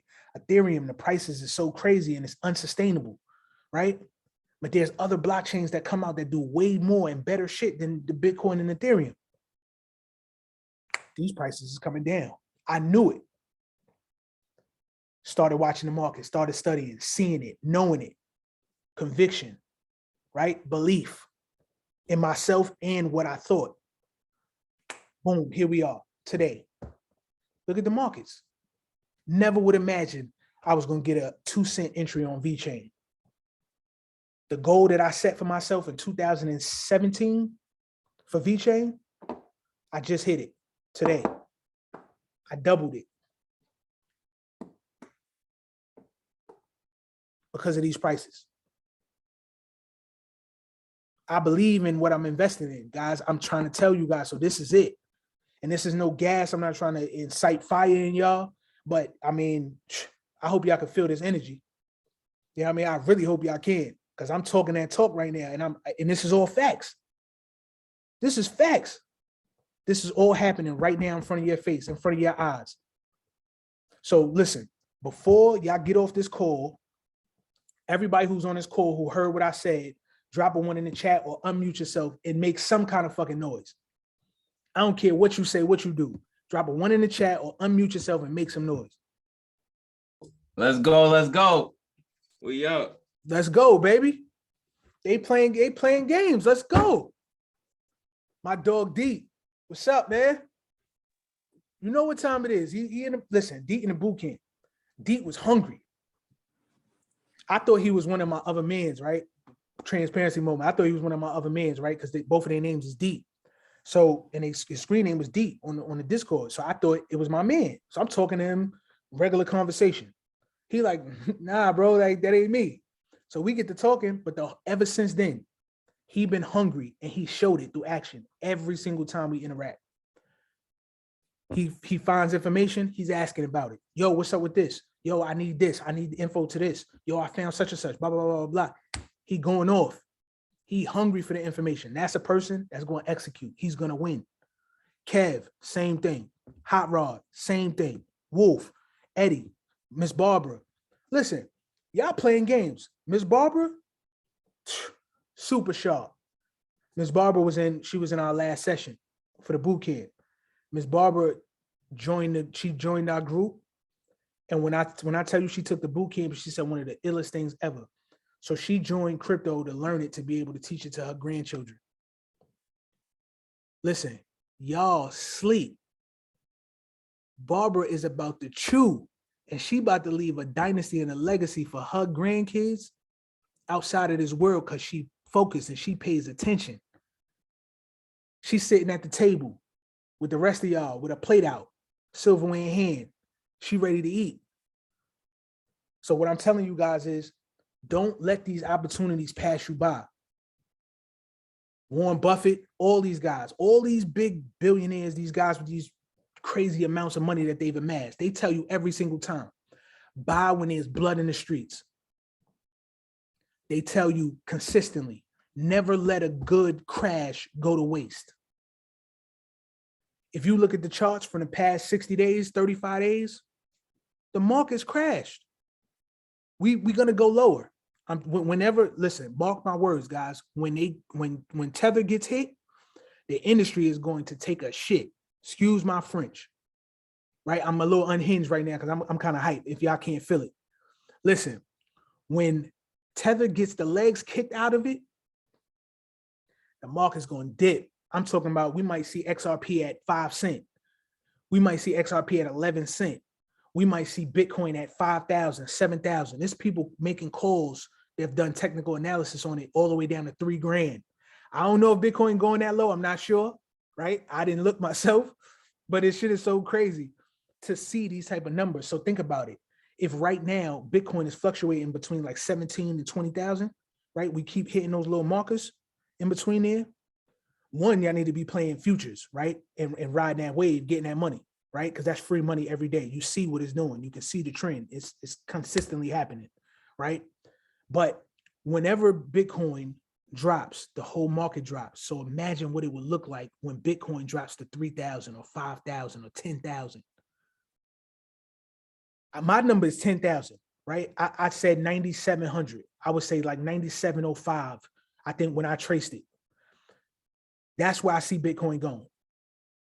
If we get those numbers, just know every single person in here, y'all better be loaded up. Y'all bags better be packed. Because when the lights go off and they turn that switch on, everybody who has not purchased, you left behind. You're going to be the person regretting it, because what's going to happen is one day you're going to wake up and you're going to look at the prices and you're going to see fucking XRP at $100. You're going to see XRP at $50. You're going to see XRP at $1,000, right? And we talking overnight. We talking about overnight. Because when these guys get a hold of this shit and we get regulations, they're going to run this shit up and they're going to pour in so much money. We have one company, BlackRock. Just for an example, BlackRock holds $10 trillion in assets. 10 trillion. One company. The cryptocurrency market is not even at $1 trillion right now. I want you guys to take that and put that in perspective. Now imagine when all of these companies see what blockchain does, see what cryptocurrency does, see the type of innovation that's going to assist them in giving them a competitive advantage over their competitors, right? Instantaneously, they're going to start dropping in tens of trillions of dollars. Boom. And then I already told you guys, there's governments on the sidelines that's facilitating transactions through companies. So the governments ain't even really pull all their bread into it yet. They're just working with the technology, right? Because like I told you guys, the government is just an oversized business. So now imagine when the government start dumping in trillions. The derivatives market is 2.1 quadrillion, I believe, something like that, or one quadrillion or 2.1, something like that. Do you understand the sound of that? Quadrillions, not billions, not millions, not trillions, quadrillions of money. One market. Come on, man. Y'all asleep. Matter of fact, I'm going to sleep. Y'all playing games right now. I'm going to sleep. I'm about to go lay on my pillow right now and count XRP. Y'all playing, man. Let's get to it. Let's get to it, man. I'm wrapping it up here. I'm gonna ask y'all if y'all got any questions. You know what I mean? Y'all definitely talk to me. Yeah. I'm gonna answer them for What's you. up, big champ? What's good? What's good? Who I'm talking to? Overlord, bro. My God, what's good? What's good, homie? Hey, dude was dropping. I know a friend, bro. I told him no, don't do it. Dude was just dropped like 50K, bro, on Shib. I'm like, Nah. I swear to God. Listen. So we tell you guys, this is not financial advice, right? So one of the XRP whales, we track the activity, right? There's one whale, he just bought a ton of SHIB, right? Shiba. So I want you guys to understand something. SHIB was a meme coin, right? It didn't do nothing in the beginning. Now it has some use case, right? If you want to research it and you want to find out what the use case is, what makes it unique, why is it even existing, go ahead and do the research on it, right? Everybody that's in the class, I want you guys to research it, right? Tell me what it does now. But they're taking it as a method of payment. So some people know that now, because it's being widely adopted and widely accepted, that there's room for growth, right? Some people just see that last year it went up crazy. Now it's down even lower. And they're just like, yo, I got the extra bread. If it does even half of what it did last year, I'm going to 7x my money, 5x my money.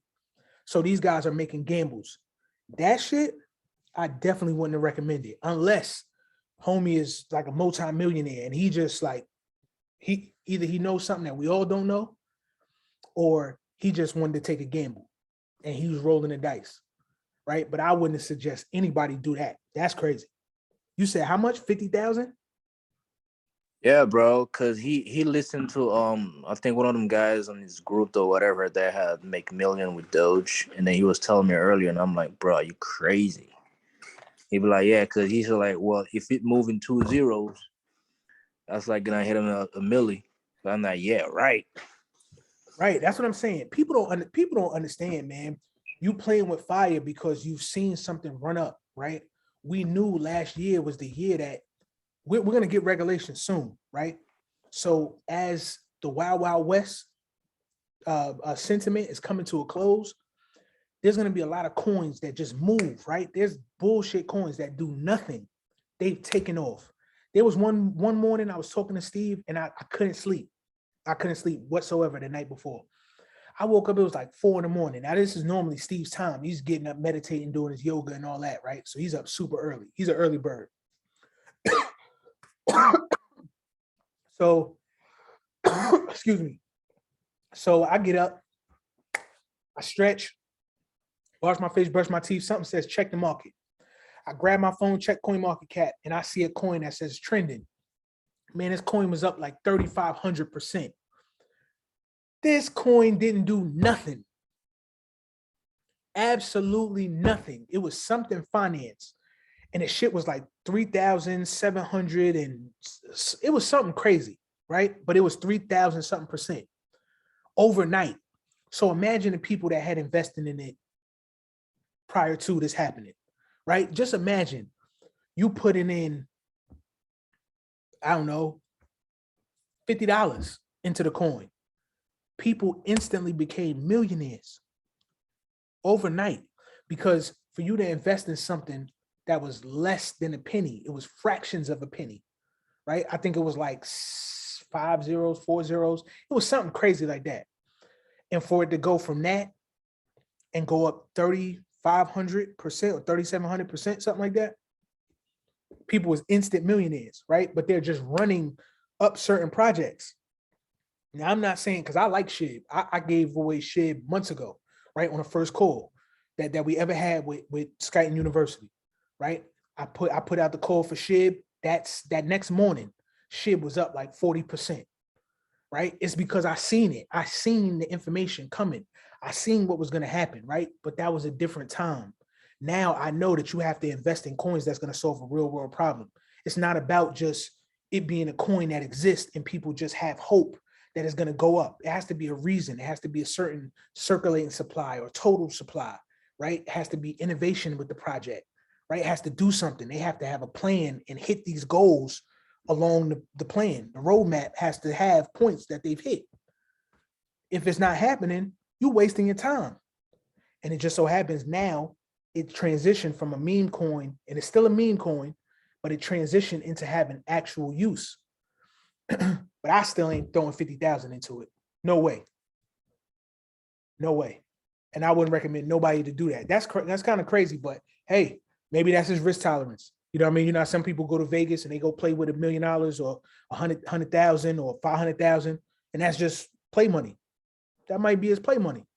So shit, you know, I wish him all the luck in the world, but I don't see it, especially in these times. I know. Especially in these times. You might want to tell him. You might want to tell him, bro. You might want to. Bro, I swear to God, I tell this dude, I'm like, bro, if the banks is gonna be like, you know, crypto, which protocol, like, you know, which network you think they're gonna run off on, bro? Wait, think about it.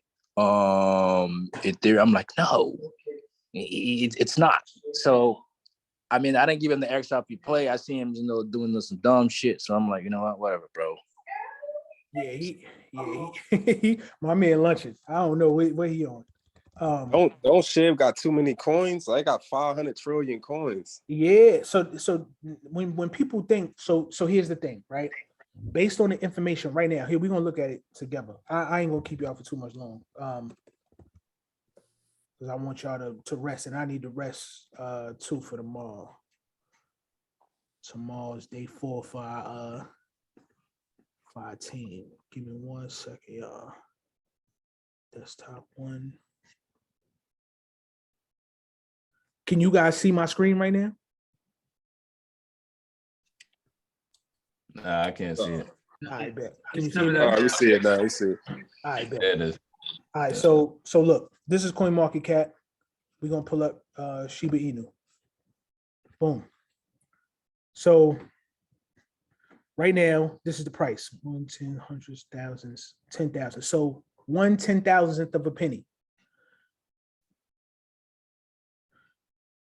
Market cap right now is 5.7 billion. Today, 311 million transacted on it, and it's down 30% since yesterday in volume. And here's the total supply. So this is crazy.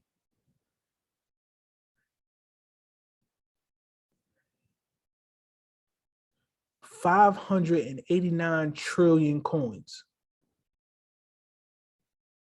There's no way this is hitting $1, right? So I know you guys have heard, because of the last run that Shiba had, people was like, yo, Shiba can hit $1, right? At the time, it was very possible because, look,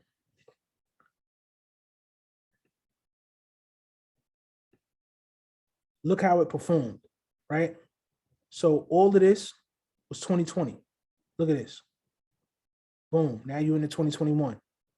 You got price appreciation. Look at the candle, right?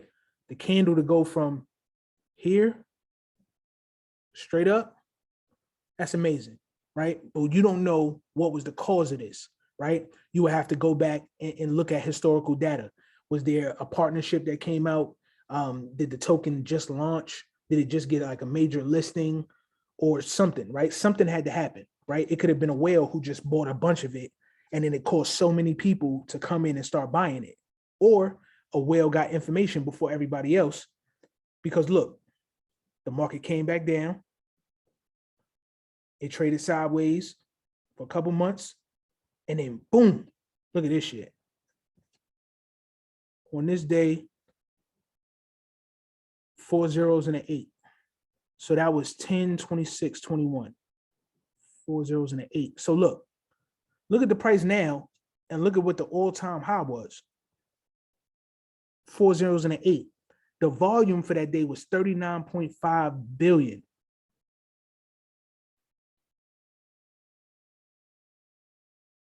And now we at 310 million, right? Look how much money in volume had to come in that day. We're talking about 39 billion. There's no way with this max supply that she Oh, hell no, bro.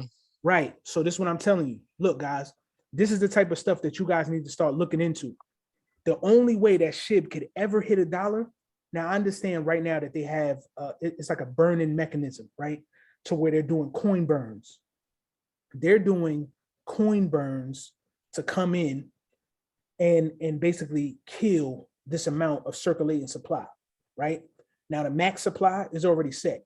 This is the total supply that there will ever be, right? But I don't know if SHIB has the mechanism to continue to print more, or if right now they're just strictly burning coins. I know they're doing coin burns, right? I know that for a fact. But you have to burn a shit ton of coins to get this total supply down. When you limit the number of coins that exist, then the price value will begin to kind of emerge, right? It'll begin to go back up. But you still had $35 billion in volume on one day in the market. But big champ, Talk if to this me. shit gonna die when the regulation comes or what? So I don't think, here's the crazy part. I don't think Shiba is gonna die when regulations come, only because they pivoted, right? Now, if they just stayed a dog coin, right, it would have been fine. But they partnered, Doge partnered with Flare, right? Flare Networks. Flare Networks enable smart contracts, and they have staking, lending, a whole bunch of stuff, right? But all of this is through the XRP ledger. And Shiba is now accepted at a ton of places. And I think they just had like a partnership with somebody. Shiba Inu just partnered with somebody, which enabled them to be taken as a method of payment in like 250 million locations, right? And it wasn't just SHIB, it was a couple different coins, but it was in the listing. So here's the thing. Regulations could come in and Shiba could die, Doge could die, all of them can die, right? Even BitTorrent, D asked about BitTorrent, BTT, right? That was one of Steve's plays. I still believe in it, right? And it's low right now, so I would definitely invest in it.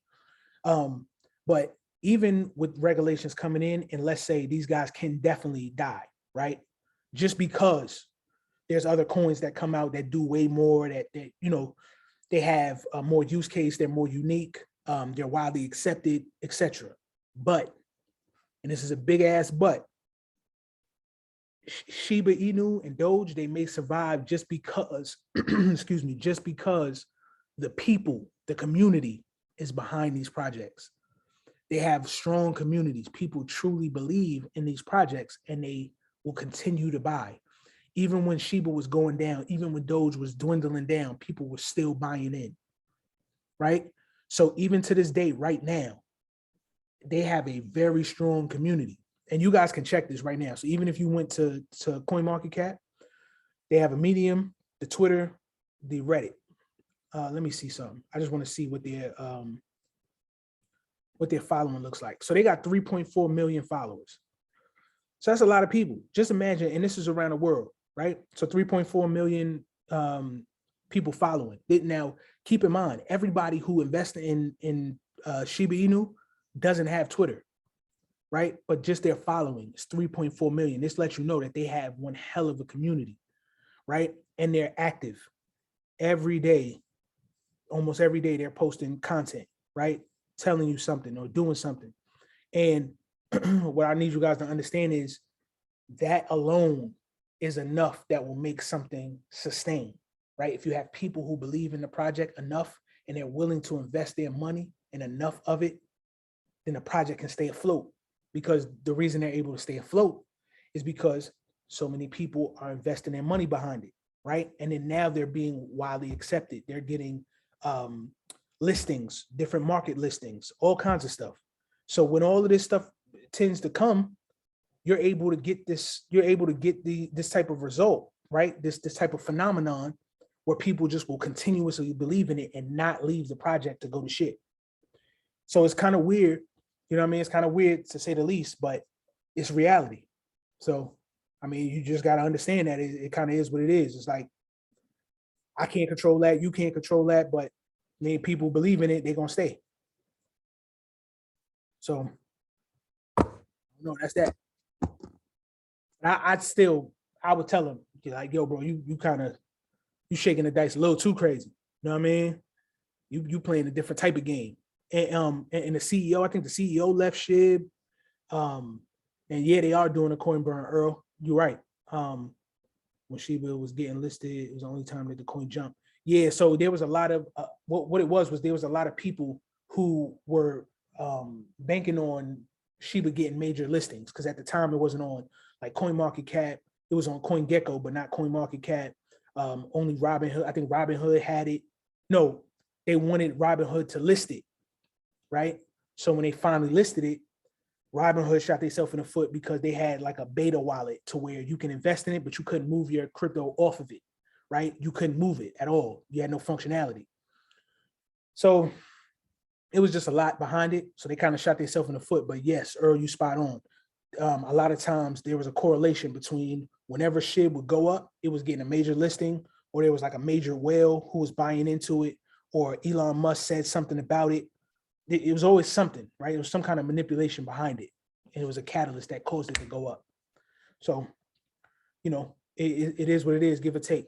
So yeah, I just got to understand a lot of these projects are like that, you know what I mean? But the real projects that solve real world problems, that have a real use, they're going to be around, you know what I mean? And they're going to be around for the reason, because they're unique, they solve problems. And anytime that you can solve a real world problem that exists, and you're able to have some kind of innovation behind it, and people can invest in it, it's easy for people, governments, enterprises to get behind it. Any more questions?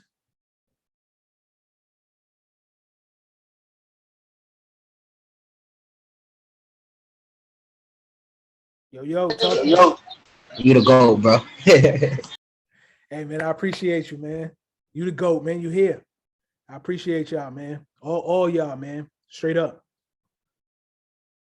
Straight up. I ain't nothing without y'all, man. I tell you that. Y'all definitely keep me going. You know what I mean? Just the fact that I'm able to research shit and bring it back to y'all, that, you know what I mean, that means the world to me.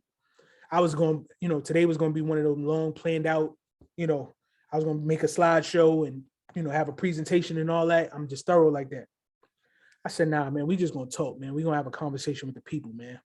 And we're going to keep doing this. we're going to keep doing this. You know what I mean? Y'all tell me this, based upon the Connect Wednesdays that y'all been a part of. I need y'all to unmute yourself or drop it in the chat and tell me if this is worth it, if this is worth your time. Because if it's worth your time, I'm here. Hell yeah, it's worth it. Oh yeah, it's always worth it being in this room. For real. Every day I learn something new. One thing I could say is that, like, you're not gonna find, and I'm gonna say within the Black culture, people that's gonna take the time to educate you on something that's nearby in the future. So I was having a conversation with a Caucasian guy today. I said, hey, are you investing into crypto? And he's like, nah. And like you said, it's only really not a lot of people that's investing into crypto. So you'll be surprised, like, it's people that do have money, but they're not investing into crypto. And the fact that this thing is, like, I'm from the Big Apple. So everywhere you go in the Big Apple, you see, like, on the link NYC, all you see is Gemini, you see crypto, FTX. Like, you would want to be aware of what's going on around you, and that's one of the biggest things for me. Like, pay attention to it, be vigilant. That's one of the biggest things for me, being vigilant. Straight up. Listen, that's the illest shit that you probably could have said right now. Being aware, guys. Even in Times Square. So I live in Atlanta right now, right? So I ain't been home in a minute. But I'm still tapped in, super. So my man, he was bringing his wife and his daughter to the city. I'm like, yo, just stay in Times Square, kind of keep it centralized, because it ain't the same New York. It's a little different right now. I'm like, yo, just go and be on your touristy shit, enjoy it, bright lights, you're in the middle of everything, restaurants everywhere. Just kind of absorb the energy and come home, right? So he goes. Now, I've already seen this on Twitter, right? So people was posting, because I follow a lot of the people from Ripple, right? So they were posting that in the middle of Times Square on one of the billboards, they had a promotion for the XRP Ledger, right? So I'm excited because they don't promote, right? They're always working. They never promote. They're just consistently working, partnering with new nations, new governments, new innovations, all of that, right? So I'm like, yo, this is wow. And I'm hyped. I'm super, super hyped. He goes, he takes a picture from me. So I got a real picture, you know what I mean, of the XRP banner, XRP Ledger banner going across the joint, him and Times Square taking a picture. And it's so crazy that as I'm absorbing this, I'm seeing so many people walking past, right? And this is normal, right? When you ain't a tourist and you from the city, like all of this right here, this is the dead giveaway. He's not from here. Right? But when you in Times Square and like you even like don't even pay attention at all, it just let me know what's so crazy is the amount of people who can hear about crypto, who can be friends with people around crypto and still not be invested in crypto. It's the wildest, most mind-blowing shit in the world to me, right? And that's crazy because it's everywhere. Super Bowl, people watch football. Even if you're not even a football fan, you tapping in for Super Bowl parties, people going to diners and restaurants and bars just to drink and be festive and watch the game, right? Super Bowl halftime commercials, all crypto. And people still ain't in crypto. That's crazy. The Staples Center, Eli just said it, Wolf just said it. Staples Center. They changed the name from the Staples Center to Crypto.com Arena. They having mining rigs in a cryptocurrency it's like a section, like a whole section of the arena that's dedicated to it's like a initiative to learning crypto. This is inside the crypto.com arena. The boxing matches, the UFC matches, it just had V-Chain and somebody else. This just happened. This shit is everywhere. And people are blind as hell. That's why I said every one of y'all right now in the sound of my voice, y'all are fucking legends. Literally, y'all are legends. This is no gas. Y'all are legends. Because no matter how this plays out, you know right now, the market could go to zero. I mean, no money in the market, no money in cryptos whatsoever. But you know there's people right now that's still going to have cryptocurrency on their ledgers, right? All the exchanges can shut down, blackout, completely wipe out. No money in the market. The market cap will go to zero. And there's still going to be people with crypto on their ledgers, right? On their cold storage wallets, in their possession.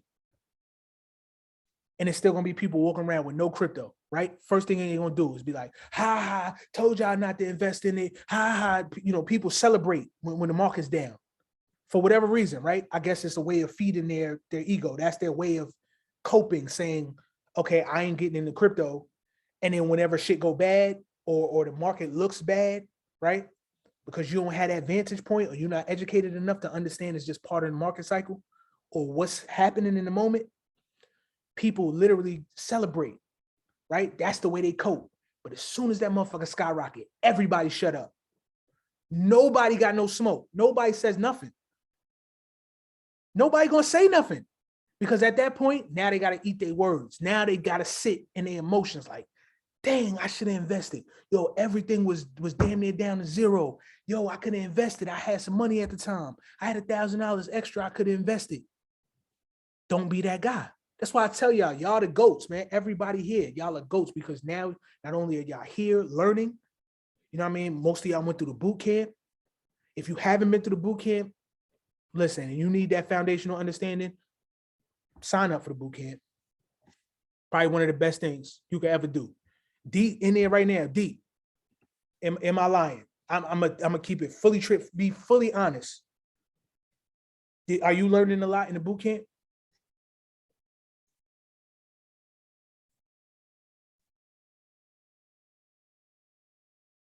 D, you there? Yeah. So tell me this right now. Be 100% transparent. Be 100% honest for the people on this call. When you signed up to take the boot camp, right? Did you know what you know now? Not at all. Nowhere near it. Has the boot camp itself been beneficial to you? Definitely. Would you recommend, and listen, I'm not influencing this at all. I'm asking you a serious question, man to man, one-to-one, right? Nobody else in the room is listening. With you signing up for this boot camp, do you feel you 1 time better, 2 times better, 5 times better, 10 times better? What do you think? I think 50 times better. I ain't even done it yet, and I already been telling people about it. Come on, yo. Because I know what I'm going to do with the information that I didn't have, but that I got now. So, Hey, Champ, I got a question, right? Talk to me. So, you see how the market, I know, like you said, the outside market, like Coinbase, blockchain. So, question, I understand, but Bitcoin is like a fluctuated of a stock market like Wall Street. So my question is, when everything becomes a stable coin, are we still going to be seeing rises within the market itself, or would it just stay like, okay, I bought 50,000? Okay, got you. That's all I needed to know. Look, so I ain't even going to really go too hard into that, but I want you just so you understand. So the market is not going to become stable coins, right? It's just going to become more stable, less volatile. Got you. So when you right now you see these giant price hikes, right, that just kind of explode out of nowhere, nothing happened. You just might see something manipulated, and you looking at the chart and you can't explain what happened, right? That's just manipulation. Sometimes there's a group of people or one entity that comes in and they just drop 50 million or 50 billion into something, right? They're like, yo, listen, we know we're going to be able to exploit this. Let's dump a ton of money in here, cause everybody to get hyped. They'll see the price going up. Once everybody buys in, we gonna get out, right? So that's manipulation. That's these guys knowing the market, knowing the psychology of people, knowing how they're gonna react, and they're causing the catalyst, right? So you're triggering something that's gonna cause people to act a certain way in a desired manner you want them to act in, and then instantly you've become richer. Now you take your money off the table. You sell while everybody else is buying, right? So now that's why we tell you guys, you don't chase green candles. You have to strategically know what you're doing. But overall, when we get regulations, it's just going to stop volatility, right? Bitcoin won't be able to go $5,000 in a day and then drop $7,000 in the same day, you know what I mean? Or in an hour or in 15 minutes. Like Bitcoin does that now. I don't know if you guys noticed that, but you can see price swings where Bitcoin will go up 4,000, 5,000 and come right back down, right? That's volatility. That's why you would never use a Bitcoin for payments, because if I'm trying to send payments, me and Deep back and forth, why the fuck would I use Bitcoin when Bitcoin can drop $5,000 in value in a matter of minutes? So if I'm sending one Bitcoin, I just lost $5,000 because it doesn't protect you against volatility, right? So while you invest in Bitcoin and you send Bitcoin across the Lightning Network, it's going to take you mad long, right? It's no 3 to 5 second shit with Lightning Network. Bitcoin is slow, old technology, antiquated. I hate it. I'm glad that it came here and served this purpose. I hate it, right? Because there's so much companies that do so much more. They're so innovative, so much powerful. You don't have no failed transaction and it's rapid. I want my money now. I want my front end now, right? That's how I go.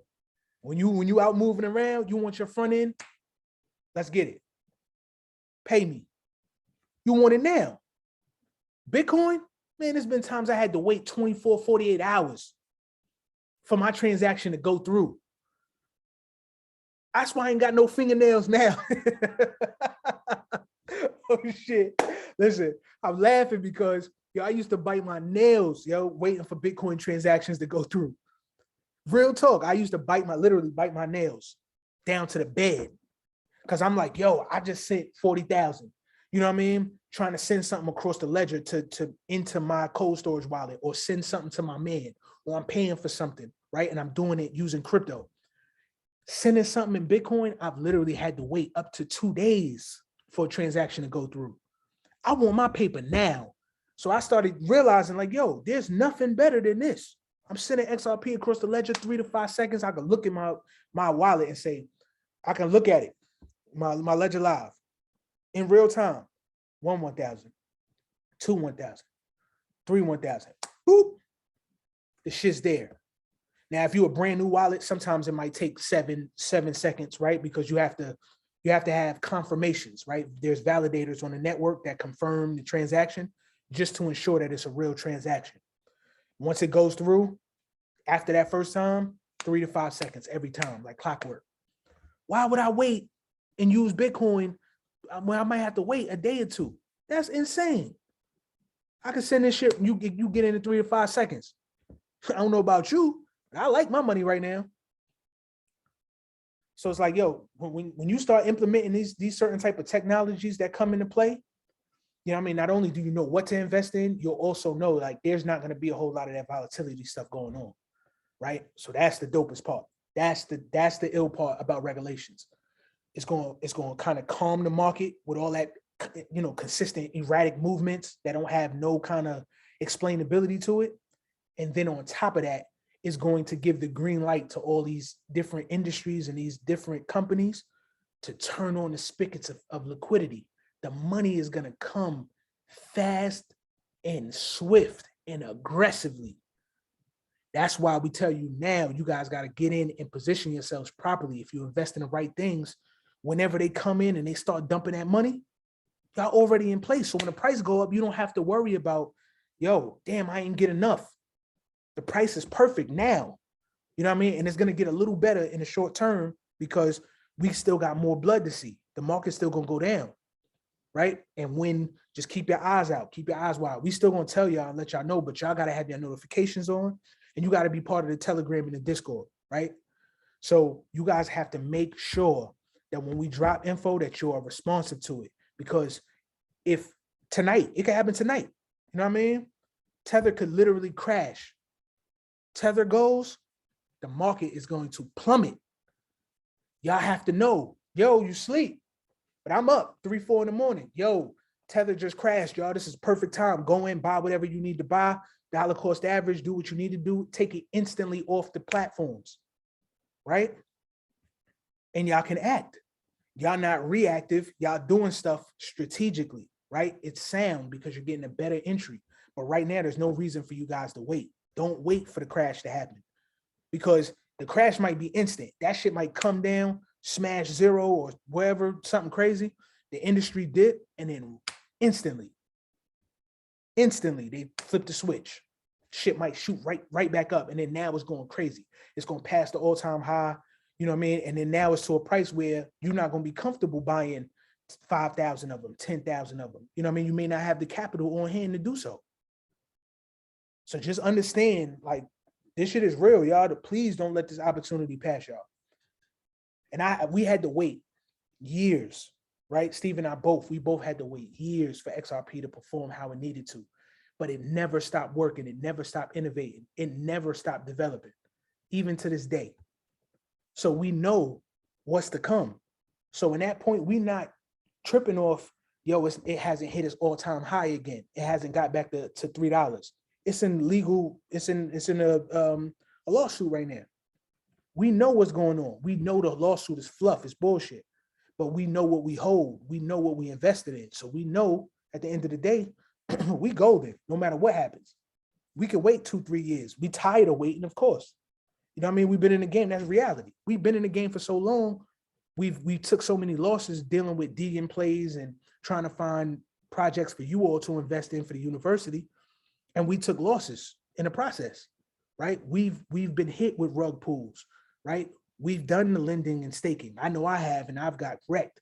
I got into some DAOs, decentralized autonomous organizations, where they were dealing with reserve currencies, and they had these crazy ass APYs, 18 million, 18 billion, right? That's not a joke. Some of these joints really had crazy runways. I mean, crazy APYs, and the runway, which is the amount of liquidity they had. It tells you the amount of days that this is sustainable for. It might be 2 weeks, right? So you get in and you like, all right, boom. If it's 2 weeks, if they telling me they got two weeks of runway, let me keep my bread in here for 1 week and then pull off. And people was doing this and they was cracking. I know people personally who was millionaires, who made millions off of these joints. Me, on the other hand, I didn't get that luck, because that's what it is. It's luck of the draw, right? When you're playing with certain things and you know it's fire, right? So if you have that risk tolerance and you're able to go in and play, some people was just able to jump in and play with, 50,000, 100,000, and that was play money. One of my partners, he threw 250,000 into, it was another play that I was into. Let me see.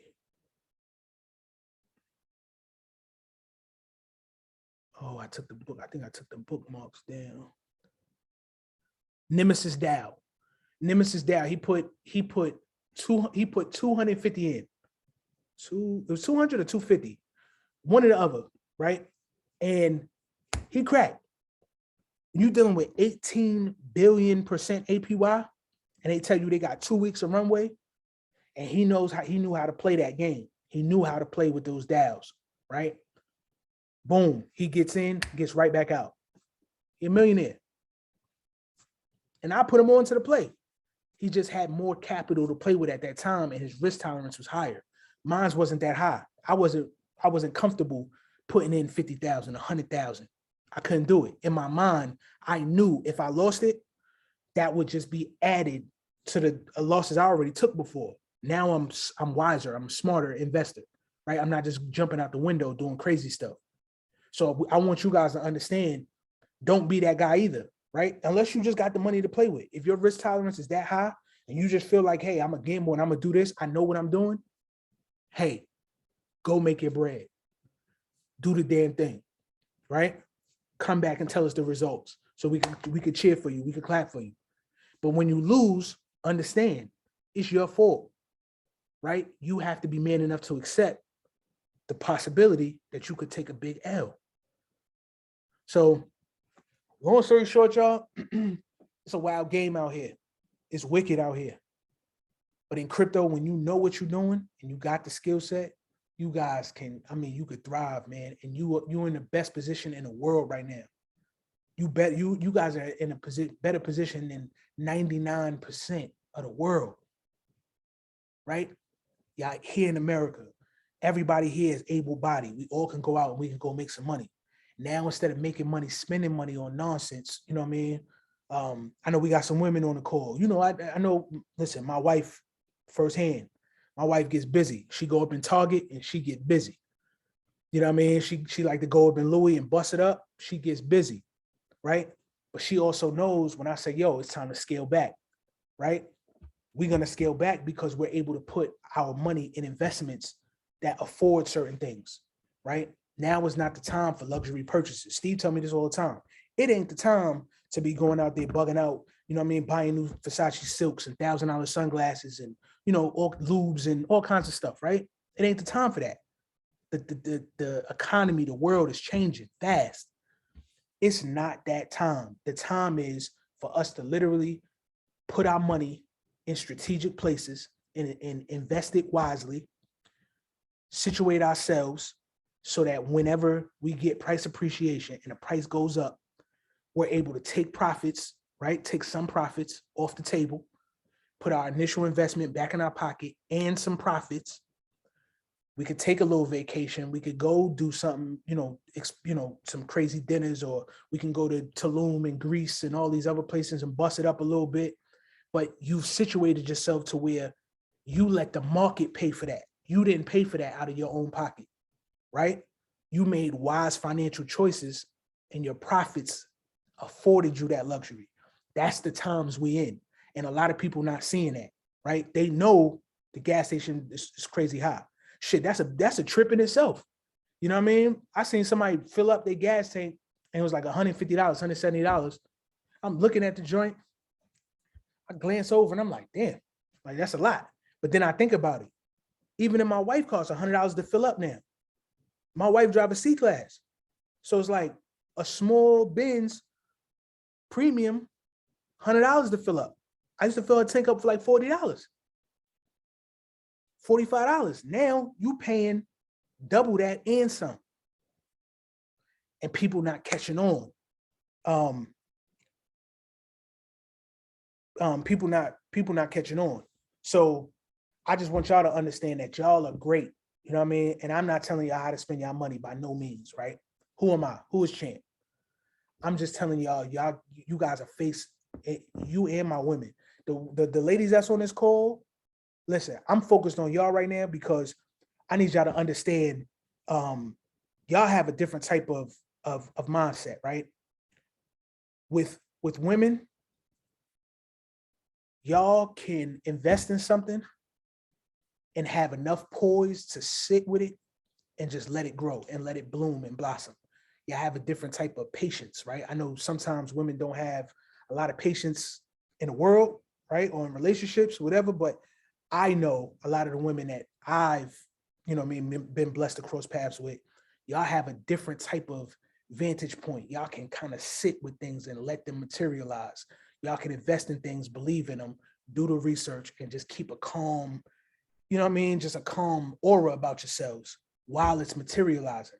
Men, we kind of want things so fast, right?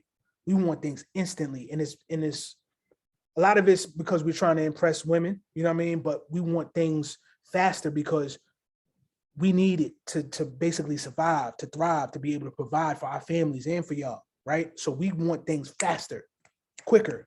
But with women, y'all have like a different, you know what I mean? Y'all got like a different pace about y'all. And I love it because that skill set right there is something that you can't, it's super hard to teach. You really can't teach that, right? As much as I could tell Rod, like, yo, Hot Rod, you got to chill out, bro. You're moving too fast. Like, you got to relax. Like, you only held this asset for a week.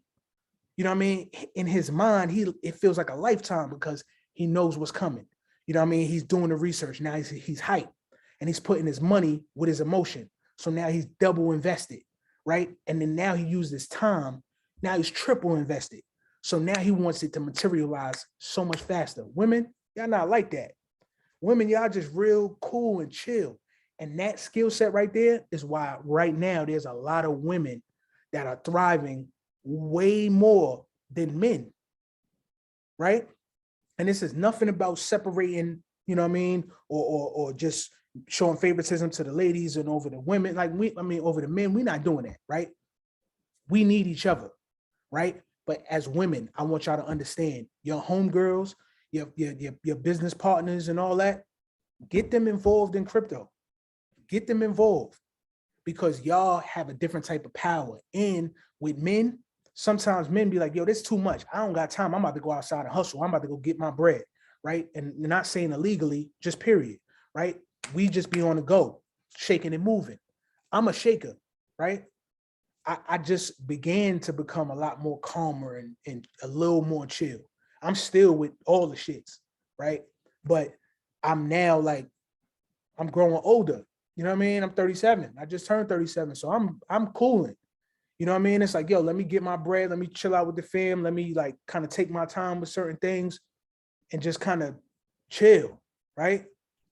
That old me, nah, I got to go, right? But because y'all got that natural skill set, I want y'all to start bringing in your homegirls and your girlfriends and your partners and all that, and then tell them to start bringing in and influencing the men. Like, yo, once y'all have something and y'all can teach a man something, that's 10 million times more powerful than anything. You know what I mean? That just the fact that y'all are able to nurture and teach, you know what I mean? That's natural. God gave that to y'all.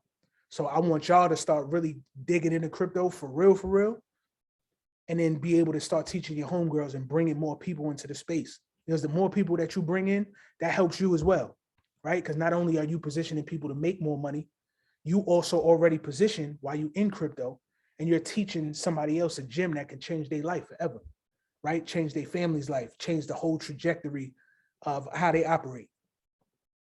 Like I've seen crypto do it. I've seen crypto take people who was barely making it, turning them into millionaires, multi-millionaires. Now they don't have to work for nobody else. They work for themselves, right? So all in all, y'all, like I said I wasn't going to do this, right? Because this is crazy. We had 3 hours, but I appreciate y'all for rocking this whole entire time. But for real, man, please don't let this opportunity go to waste. This is the time, y'all. This is it. Anybody got anything else before I go?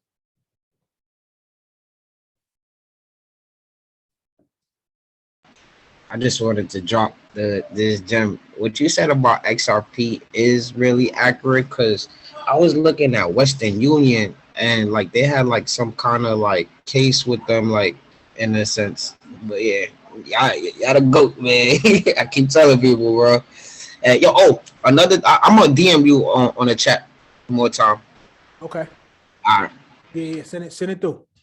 Anybody else got anything?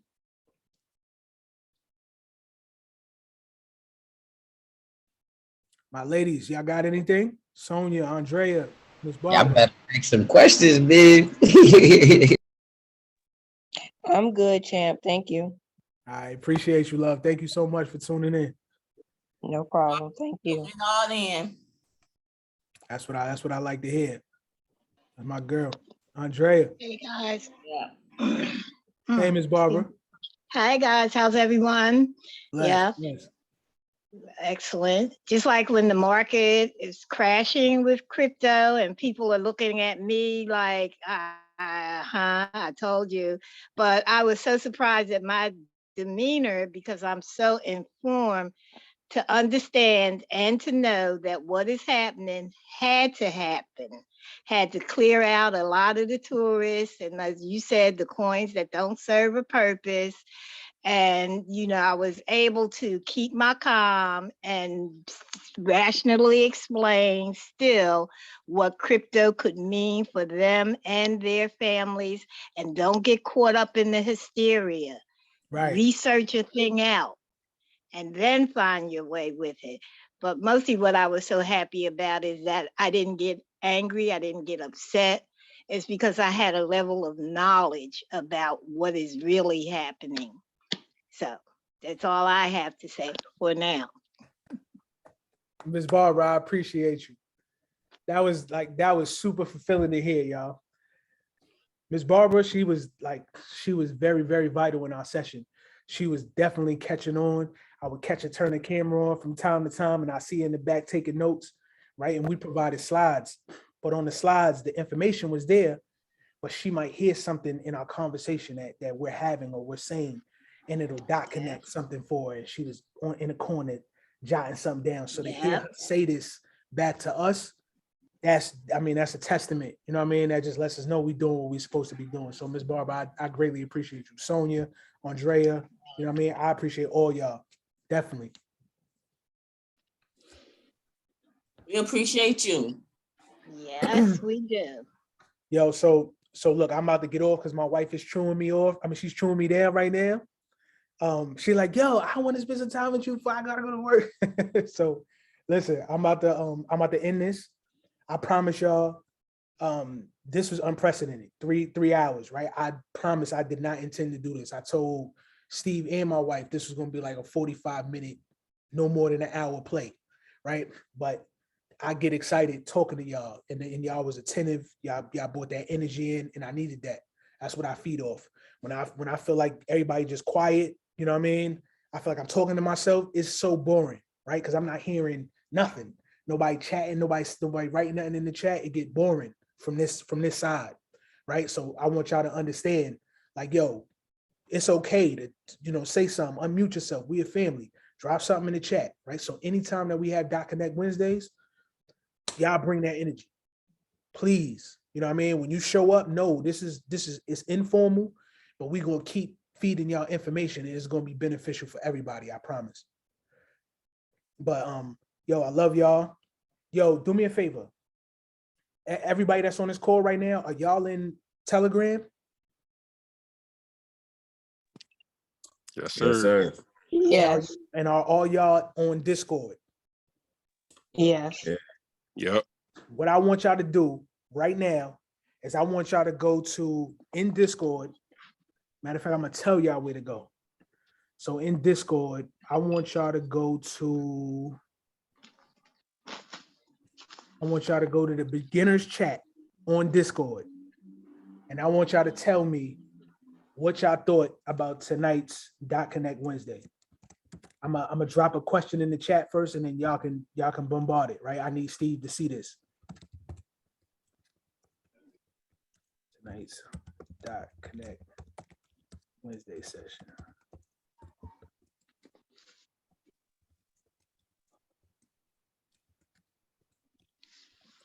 All right, so I just dropped it. I want all y'all to go over there right now and just drop something, whatever it is. I don't care if y'all was like, yo, it's trash, Chant was horrible, he talked too much, whatever it is.